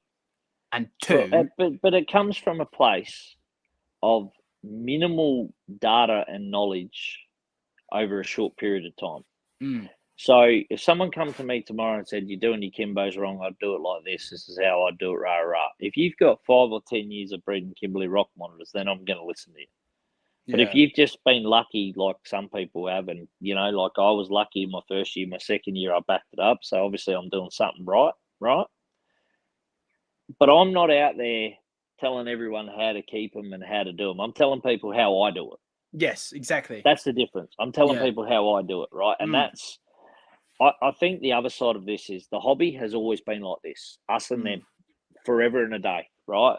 This whole rack keeper argument just needs to fuck off, right? For the simple reason that it doesn't do them any justice, and it doesn't do them any justice. No. Do you know what I mean? Like neither party actually wins. Yeah. And it just becomes this controversial bullshit topic that just constantly gets recycled like beardy dragons on fucking sand. Yeah. Right? It is no different. It is no different. And to me, I've been around long enough now to know that the way I add value, if one person learns something out of this podcast, then great, mission achieved. Yes. You know? So I what I say is, like, with the with the podcast, I've really enjoyed your time. Hopefully you've enjoyed mine. So it's a good Yes. use of your time. And then if anyone else benefits in the meantime, fucking great. Because it's different if you've got to go into a boardroom meeting for work and you fucking hate it and everyone's learning, but you're miserable. But like, for the most part, we've held the best part of 18 to 22 people for the best part of 3 hours, just fucking nerding out about reptiles, dropped off little seeds here and there. Oh, bearded dragons climb in the wild. Oh, make sure your basking spot's this. And you're giving food for thought rather than going, everyone that keeps in a 2 foot high enclosure is a fucking dickhead. You're just going, they need 3 foot. And that's all you're saying. And same as me, and I agree. And what I'm saying is, I'm not even saying they need 3 foot. I'm saying, how about I challenge you to give them 3 foot? Yeah. And then tell me how they are in 12 months' time. Just give them 3 foot. I mean, the new cages that I just built, you know, they're pretty sizable, right? And, you know, they're going to be a fucking nightmare to heat. I get that. They're going to be a nightmare to heat because I'm going to run more heat in them than I run in most of my other reptile room. But you know what? I'm going to do it right, and I'm going to be happy with what I do. Yeah, I just find that for the hobby to advance, you know, it has to be inclusive. That's just how it has to work. So If we want this to be a staple industry in the next 10 years, then we've got to do something about how we do things. Yeah, I did a reel. There's a place in. I've put that there so I don't forget because the comments are going crazy. And I've just scrolled down to the bottom because I'm going to come back to that. But I did a reel because there's a group or a company or whatever you want to fucking call them in the UK called Responsible Reptile Keeping. Basically, they're not. I don't want to say that they like US ARC, but they're basically a group of UK keepers, a UK group that's basically fighting the good fight against the people trying to stop the reptile hobby. And I said in that video, I was like, it doesn't matter who you are, what you keep, how you keep it, where you keep it, because if they ban reptiles and we can only keep a positive list of like 5 species, we can all fucking bicker and argue when this is all done. It'll be too late. It'll be too late. Yeah, exactly. Because I'd rather fight the good fight together, and then bicker and argue about all the species rather than fucking bicker and argue over like just the 5 that we're allowed to keep that no one even wants. So, and it's you know, like in Australia, we have a system set up, right? A system set up by our government department. It's a licensing system to keep these animals, right? It's a full licensing system. Every state's a little bit different, but they're pretty much, you know, it's regulated differently through each state as well. But the key to it is it's a national scheme for reptile keepers. Okay, we don't have you know, we used to have bodies back in the day that, you know, were kind of like US ARC and this mob you're talking about as well. But it never really got off the ground because our rights weren't at risk at the time. They weren't. They weren't. We weren't getting, you know, sanctioned and all this shit. We weren't getting any of that. But, you know, like, I can understand it in the UK. I mean, in Australia, we can't keep any species that isn't native to Australia under the permit licensing system. So I can't have exotics. I can't have any of that shit. None at all. Not one. What I can say is that I would love to be able to work with ball pythons, Fijian iguanas, tree monitors, you know, the Picari and all that. I would love that, but I'm never going to get that opportunity. I'm just not. No. And I have to be okay with that. And like I say, for you know, our industry, it's a national level platform. Yeah. So you don't have that. You can keep pretty much whatever the fuck you want, whenever you want. So they're just getting these bodies together now to prevent, you know, old mate who gets eaten by his reticulated python or whatever someone silly does that affects every other reptile keeper. Because if you watch the world, everything is a knee-jerk reaction to a fucking problem, right? Doesn't matter what it is. Yeah. And reptile keeping will be just the same. Yeah. People don't try and get the root of the cause, like stopping fuckwits keeping reptiles. They just get rid of the reptiles. So because it's easy. It's easy. Black out the list. Boom, done. Yeah. I don't disagree at all. I don't disagree at all. So what I'm saying is, as a hobby going forward, you know, like you guys have been given a platform like this podcast. You know, there's a whole heap of others. I mean, I pulled another keeper up in America the other day, and I just great bloke, fantastic bloke. Got nothing bad to say about him, but I was like, man, you've been given this awesome fucking platform. Why aren't you using this to do good? Yeah. Like, why aren't you using your platform with the amount of engagement you're getting to promote all this shit that actually matters to protect your rights? Yeah. You know, or why aren't you supporting, you know, whoever you need to support going forward to get the support back? Yeah. You know, because the platform is a stage, and that stage is, you know, for a decent message goes miles. Yeah, I listened to a podcast on Friday, and it was basically saying about tribes in the sense of metaphorically, because we as a species, we're a tribal species, we're a group species, and this podcast and my platform, I'm the chief of the tribe, and I have invited you, the chief of your platform and your tribe, and now we are two chiefs, metaphorically speaking about our tribe's morals and beliefs, and our tribes are now coming together. And this chat, there are people here for me, there are people here for you, there are people here for neither of us. And because we're speaking openly and vulnerably about issues, it allows the tribe to feel comfortable with their own insecurities. So, for example, obviously, I speak openly on mental health because it's important to me. So then the people that follow me now know that I and my tribe is a I safe just might space. add, it's important to everyone. Oh, no, of course. That's 100%. But because I talk about it, people that follow me know it's a safe space. Whereas if you follow someone who doesn't talk about it or is anti it, you know you can't message them and be like, "Oh, I'm feeling down." You still support them, but you know that isn't that safe space. So for us here to talk about how the hobby's a fuck up because we're always doing that, people are going, "Oh well, yeah, I've felt the same, but I'm too scared to voice it because I'm scared of the backlash." Now we can agree, and this everyone in the chat can agree, because we're almost the commanders of the tribe. If I've explained it correctly, we've created the environment and used our platforms for good to promote the same message. So the more people will feel comfortable to share it, because you're seeing people that are bigger than you share it, so you feel better sharing it. Because that's the thing. If you look up at these big creators, they don't really talk about fuck all. They, not that they have to, but they Talk about don't. their brand labeling and their next sponsorship and all that bullshit. Yeah, and which again, like you say, I honestly, you know, for the life of me, you know, I've been keeping reptiles, like I said, 25 plus years. I lose count after all these years. But what I'll say is that, you know, like I've seen, you know, I've met some of the best people in my life who are lifelong friends out of this hobby. You know, people that I can ring up tomorrow and go stay at their house and, you know, see their reptile collections and stuff like that. And, you know, I've met a handful of people that I don't associate with anymore because, you know, the platform went to their head, or, you know, like maybe they're not my people. yeah, no, this is it. Yeah, You know what I mean? Like, you know, not everyone, if we were all the same, we'd be a boring fucking race. It's just that simple.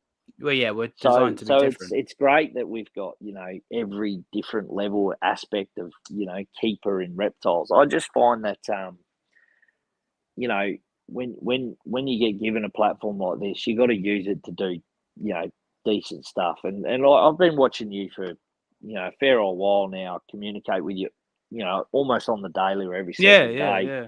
We talk. You know, I'll give you hints. I help you out where I can. You know, and where you can help me out. Not that I'm ever going to get mangroves.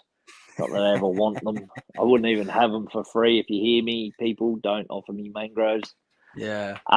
But no, but like it's, if I was ever to go down that road, I've got someone I can ask. You know, what do I do here? How do I do this? You know what I mean? And Yeah, yeah, yeah. I just think that, you know, for years and years and years, that, you know, sometimes the hobby just needs to pull its own head out of its own ass and just soldier on. Just you know, do you and do it well. Well, this is it. Um I I've never ever been one to publicly get caught up in drama other than that one time. Because it doesn't interest me. And I sent a comment to people that didn't see it. Basically, someone set up a paludarium for a mangrove, so just a water enclosure for a mangrove. And I sent a really long comment, a positive one. I wasn't being a dickhead saying, hey man, mangroves need this, XXX, but I never ever comment on stuff publicly. But I was having a bad day and I let my ego get involved. I'm not going to try and fucking front it and be like, oh, there's no excuses. I let my ego get involved and I thought I was the fucking man. So I sent this long message, which was a positive message, and the guy didn't respond to my positive message positively. Now I should have just let sleeping dogs lay there. That's that done. But then I decided to go to my Instagram story and be like, mangroves need fucking dirt. And it just kicked off. But then it's also what's important from life is if you don't learn from stuff like that, then you're always stuck in fucking limbo. Now I've learned, okay, just don't comment, don't get involved. If people message me, I'll give you all the time in the world. But I don't comment on anything anymore. I was going to comment on something the other day, and it was just someone asking for a temperature for a basking spot for an Aki, and I just thought, you know what, fuck it, nah. If they see my stuff, then I can help. Until that day, I'm not helping because, like you say, it negatively affects you, your keeping, your brand, your mindset, your friends, your family, because you're too busy getting caught up on some fucking dickhead that's not even going to listen to you anyway.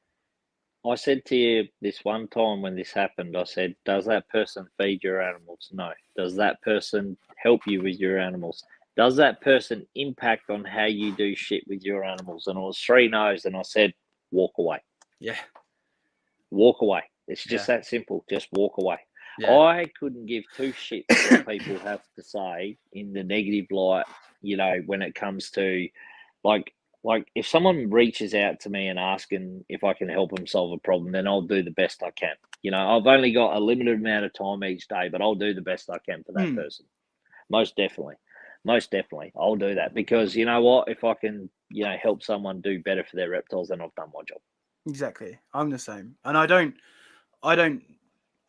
ever get involved with drama. Like I'll happily come on here and be like, I don't agree with Rax. It just gets you. It just gets you that negative flack that you don't need. And Oh no, even 100%. that comment, even that comment is, I don't agree with Rax. Well, they have a place, right? Yeah.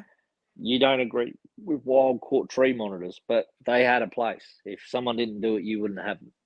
No, right? I'm not anti-wild caught. Full stop. No. No, but I know what you're I'm just saying. I'm just saying. Yeah. Like, so instead of that statement of, you're not in full agreements with Rax, you should be like, maybe there's people that make racks, like the suppliers or the people that, maybe they should look at putting lighting into their racks. No, I don't disagree. And remember about planting the seed?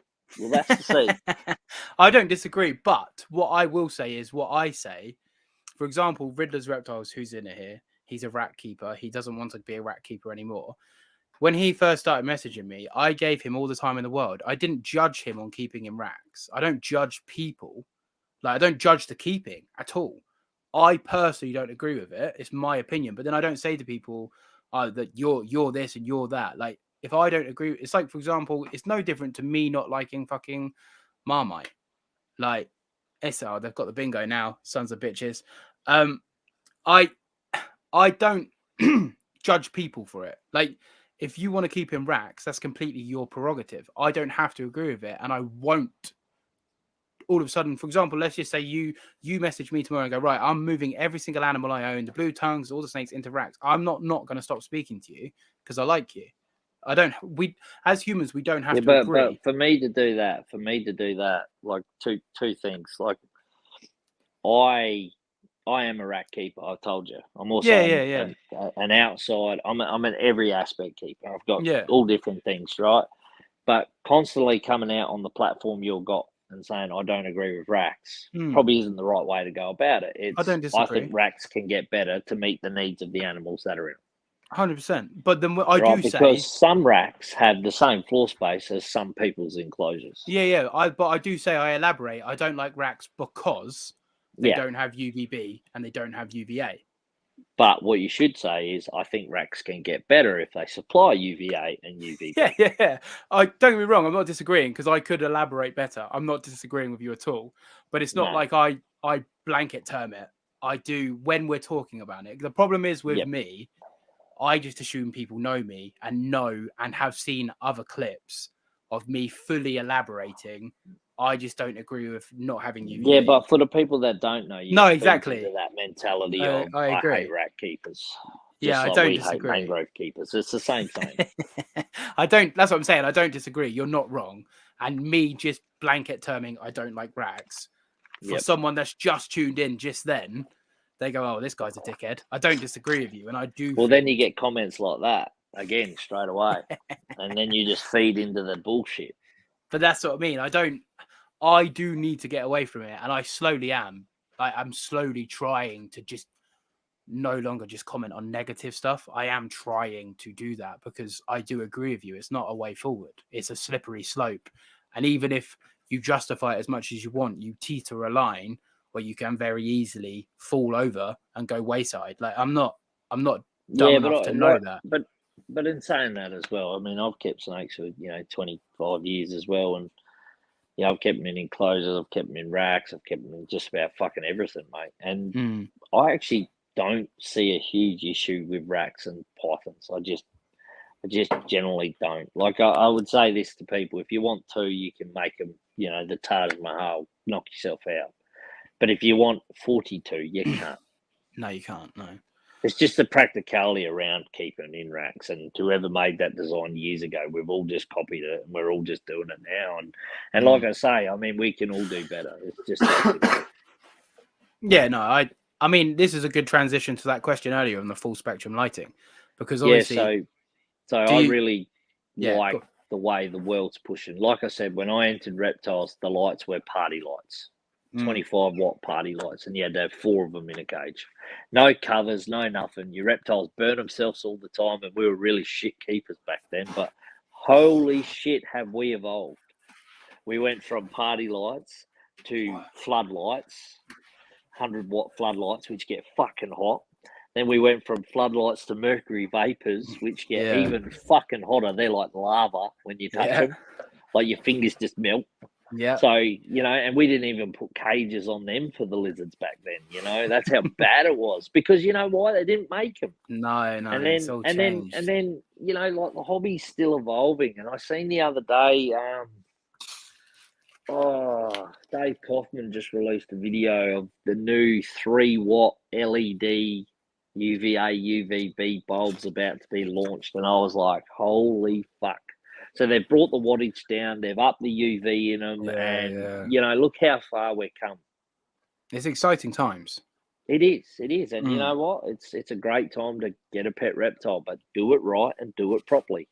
Yeah, the UVB LEDs, they're still, I haven't seen that video admittedly, but they're still what's the word? They're still in beta, if you like. They're still testing because they give off a high level of infrared, UVB-C or whatever it is. Yeah. So, but I love LEDs. Can be dangerous. Yep.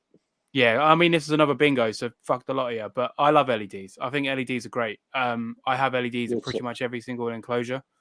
So I use them, but there's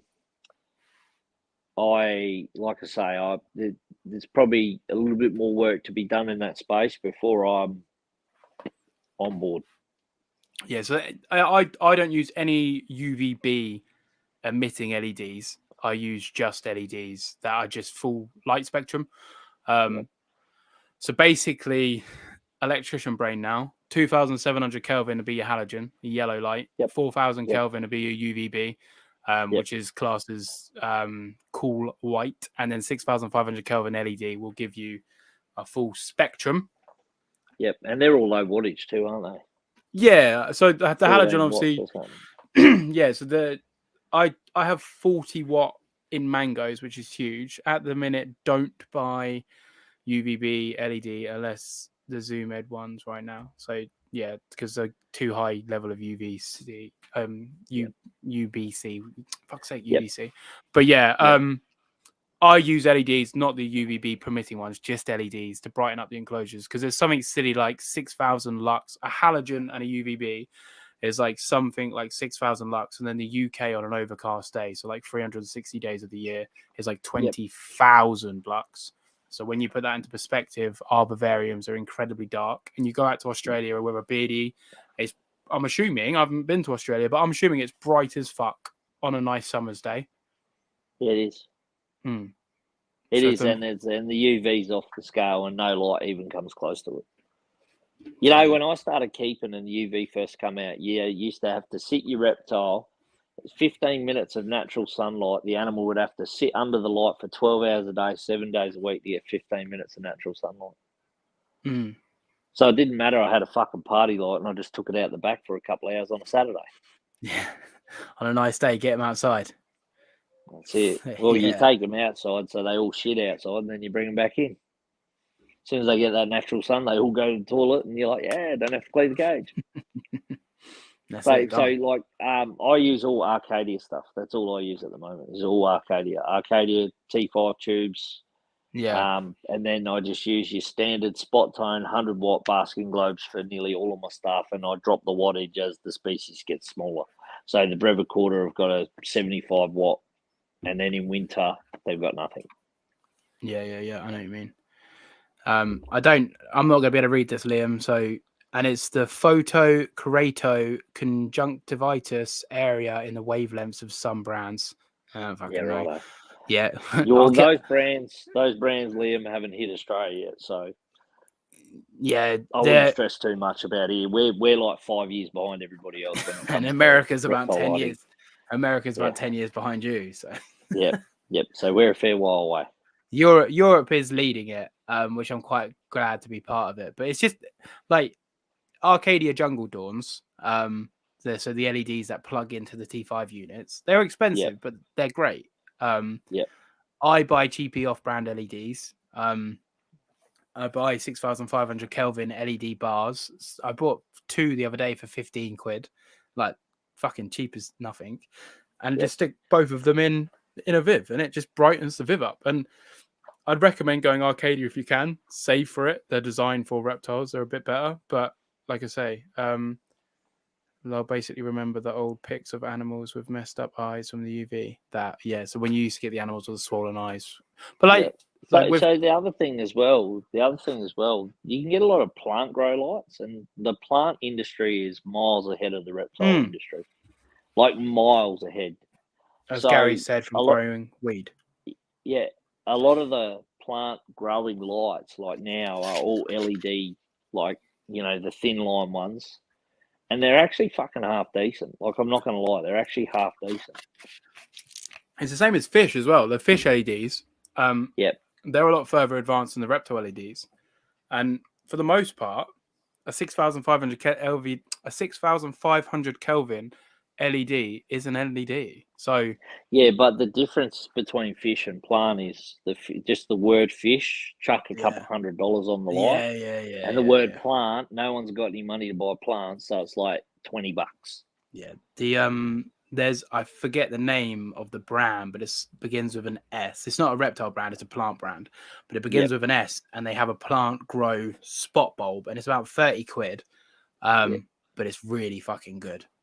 It's really, really bright, really clean light. It's really good. Just on Amazon, and just search like 6,500 Kelvin plant spot bulb, a plant grow bulb, and you can get yourself a really good LED to pair onto your basket spot to brighten it up. For like, so in those new cages, I'm running the 3-foot T5s. Obviously there'll be 2 basking lights, and then what I was going to do was just put 2 LED, just normal lights, just to brighten the cage up. Yeah, just to, you know, brighten it up. No other reason. No, well, that's all the LED. I say that's all the LEDs do. It's not. They do so much more for the visual as well as the colors and activities of the reptiles. But if we're talking just in the sense of lighting, so I have an LED spot, a halogen bulb, the Arcadia T5, and then I put an LED bar, like a bar in there. Like I say, for simplistic terms, it just brightens the Viv up. But it does help the colors of the animals. It does help the activity levels of the animals. It does help the animals be able to interact with their environment a little bit better. It does give them a lot more of a dopamine hit when they're interacting with their environment, because they see things differently and better, especially the brighter it is. So yeah, I think people sleep on lighting. You still see people nowadays giving their monitors no UVB. What's your opinion on that? I just think, you know, if you're going to keep a monitor, you might as well give it everything you can give it. Otherwise, don't keep a monitor. Yeah, I don't disagree. Go and get a cat and treat that badly. I didn't say that. It was a joke, people. I was going to say no one's still here, but we still got 14 people listening to you talk about murdering cats. But yeah, I never said that. I, for me, regardless of the species you're keeping, if you're spending any amount on an animal, why would you not just spend the extra 50 quid? Like, that's all it is. It's 50 bucks, 50 quid, $50, whatever you want to fucking say. You know, and if you can't afford that, you can't afford the animal. Buy it. Yeah, that's right. Don't buy Yeah. it. Don't buy it. Don't. I see so many people get a lizard and then just not look after it. You know, like back in the day, I tried to solve the problems of the world. Now I just like, it's not worth your time. There's too many. There's just way too many. Yeah, I'm slowly getting that way, mate. I'm not even been in the hobby, so I've been keeping reptiles for about 10 years, 11 years. And I've been a part of the hobby in the sense of the community of the hobby for realistically only a year.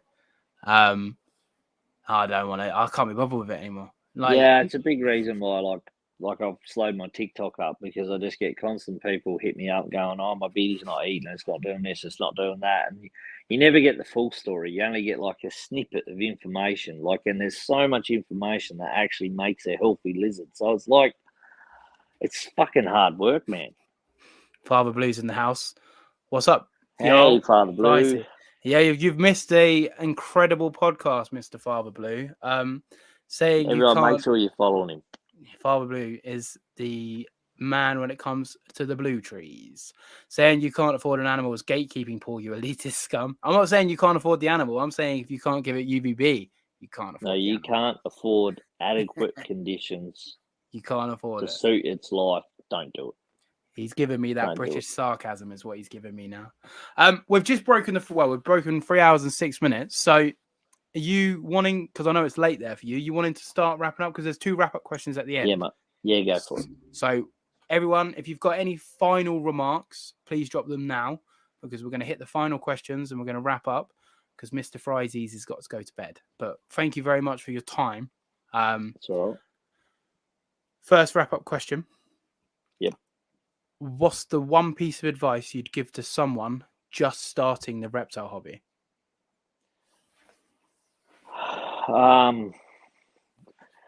Probably find a decent mentor, because they're going to save you a world of hurt.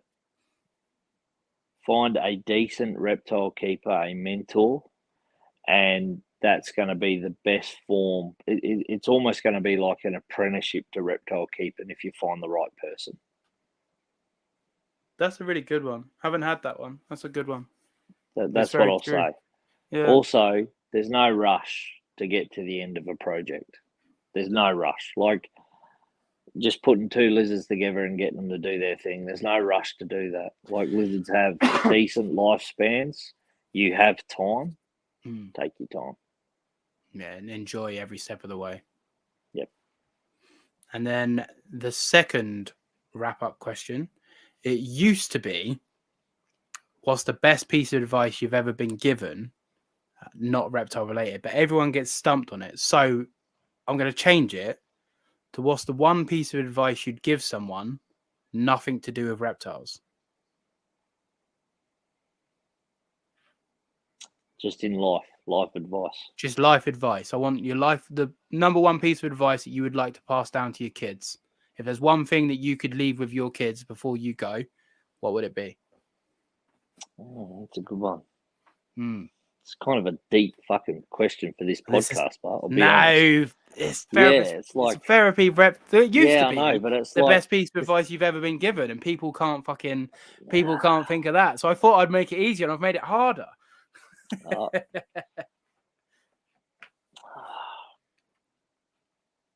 Work smarter, not harder. There you go. Work smarter, not harder. You heard it here first. Yep. Yeah, I used to be like, what's the best piece of advice you've ever been given? And people are like, oh, I don't know. I've been given so much advice, and I don't want to leave people when you stumped. say it in life, I mean, you're given so much advice in your life that it's really hard to nail it down to one fucking piece. Yeah, I know, But like, when it comes to reptiles as well, I'll say that if you're going to run a big collection, be prepared to make massive sacrifices. Yeah. Family, holidays, financial money. Yeah. yeah. They're the sacrifices that you have to make to be successful after, a lot of years in the hobby. Yeah, for sure. I will say this as well, is diversity in reptiles can sometimes be your biggest killer. So keep it simple, stupid. I find that with myself. Not that I'm breeding much at the minute, but I have a feeling with multiple different projects, I'm gonna some have gonna suffer. Some are gonna suffer. But yeah, just before we do go, is there anything you would like to ask me before we leave? You don't have to. You can say Nah. Firstly, I just want to thank you for having me on anyway. And like I say, we're pretty good mates, and we've been mates for quite a while now, and it's been excellent. And I like actually having you to, bounce things off and telling you what you should do and what you shouldn't do, because I love telling you. It's like my favourite thing. What can I tell him today? Send him what you do that I fucking hate is you send me lizard porn, and not lizards breeding, just really nice lizards from Australia, and you're like, have a go at this, and I'm like, oh, fuck off. Yeah, and you know what I'll say? All those people that I've sent you, you should be. So what I'll say is, Instagram. All the people on Instagram, especially all the people that are in the room now, keeping reptiles and keeping them as a hobby, instead of showcasing. Like what I do is I pick like 1 or 2 different photographers in reptiles every fortnight or every week, and I put them on my story. Yeah, you always do. Right, they're people that they don't have massive following. Some do, and they take a great shot of a reptile, and what that does is that shot just resonates really well with me, and I'm just like, fucking hell. And the little bit of me inside goes, I just want to go and find it, Yeah. And it promotes these people that generally wouldn't get promoted, and that's how you make things like the hobby more inclusive, by doing stuff like that and going out of your way, especially if you've got a big platform. Because without all those people doing those things, the photographers, the keepers, the breeders, the shops, and no one's got nothing nice to say about any fucking pet shop. But without pet shops, we'd all be fucked. So you might want to start changing your tone, people. Because I'm telling you now, you can tell me PetSmart or whoever it is a shit cunt, and then when you run out of bugs, I'll bet you're right down there on a Friday before the weekend comes buying their shit. And people forget that. So be smart. Just be smart about it, and just realise that like the hobby is a collective, and you're all part of it. So just keep that in mind going forward. That's beautiful. Honestly, mate, like I do this a little bit at the end where I blow smoke up people's asses, but not really, because I don't say shit if I don't believe it. And you've become a very close friend of mine over social media. And I wanted to say, and we brought it up anyway, but I wanted to say the fact that, because I've pulled a few people up myself when I think they're being dickheads, because I think that's what a good friend does. And you have to be a good person and a friend to be able to be, I don't want to say be man enough, but we're both men, so I'll use it in this instant. You're man enough to say to me, mate, you're not good. You're not good here. You need to be better, Yeah. And I don't like the idea of surrounding myself with yes men. So I want to just take the opportunity to publicly again say thank you for calling me out on my shit at the times that I needed it. Thankfully, it's not been that often. But I know that I've got you in my corner to be like, you're a dickhead, sort your fucking life out.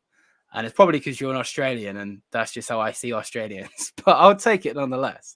And just the wisdom and the knowledge you've instilled in me. You've helped me out with Audacia, and you've helped me out with keeping. You've reached out to me a few times with mindset and philosophy and your experience that obviously I haven't got. I'm young. I don't have, it's not my fault I haven't had time, So, and I know that your infinite wisdom that you fucking instilled on us for the last 3 hours, 15 minutes, which I'm so fucking grateful for. Like, I knew this would be a good podcast, mate. And honestly, it's just been fucking sick. So thank you. But the fact that I can call you a friend and I can just tap into that knowledge that you've acquired and you're gracious enough to give it to me is very humbling. And I'll say this, I appreciate it. And I'll say that, that knowledge comes from personal experience and kept experience. I'm no expert. I'm still learning every day, just like everybody else. There's no one, like I don't think we're ever going to get to that pinnacle, because I don't think there is a pinnacle. I just think we're going to get to be really well-rounded reptile keepers, and I'm okay with that.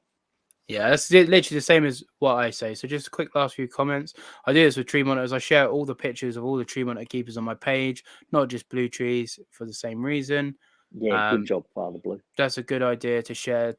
Share. It's a good idea to share, big guy. That's true. People in pet stores can't cope. Blah blah blah blah. Thank you for coming on. It's been an absolute pleasure listening to you both. Listening to you and your honesty. Thank you, Andrew. Super rad. Thank you both. Thank you, Gary. As always, thank you for waking up at 5 a.m. I'm sorry that your toilet's flooded, but I did want to joke earlier, but we were talking that you flooded your toilet after 5 coffees. Coincidence? Well done, guys. Thoroughly enjoyed. Thank you for. Oh, Ben, I did see your comment. I will reply to your message after this.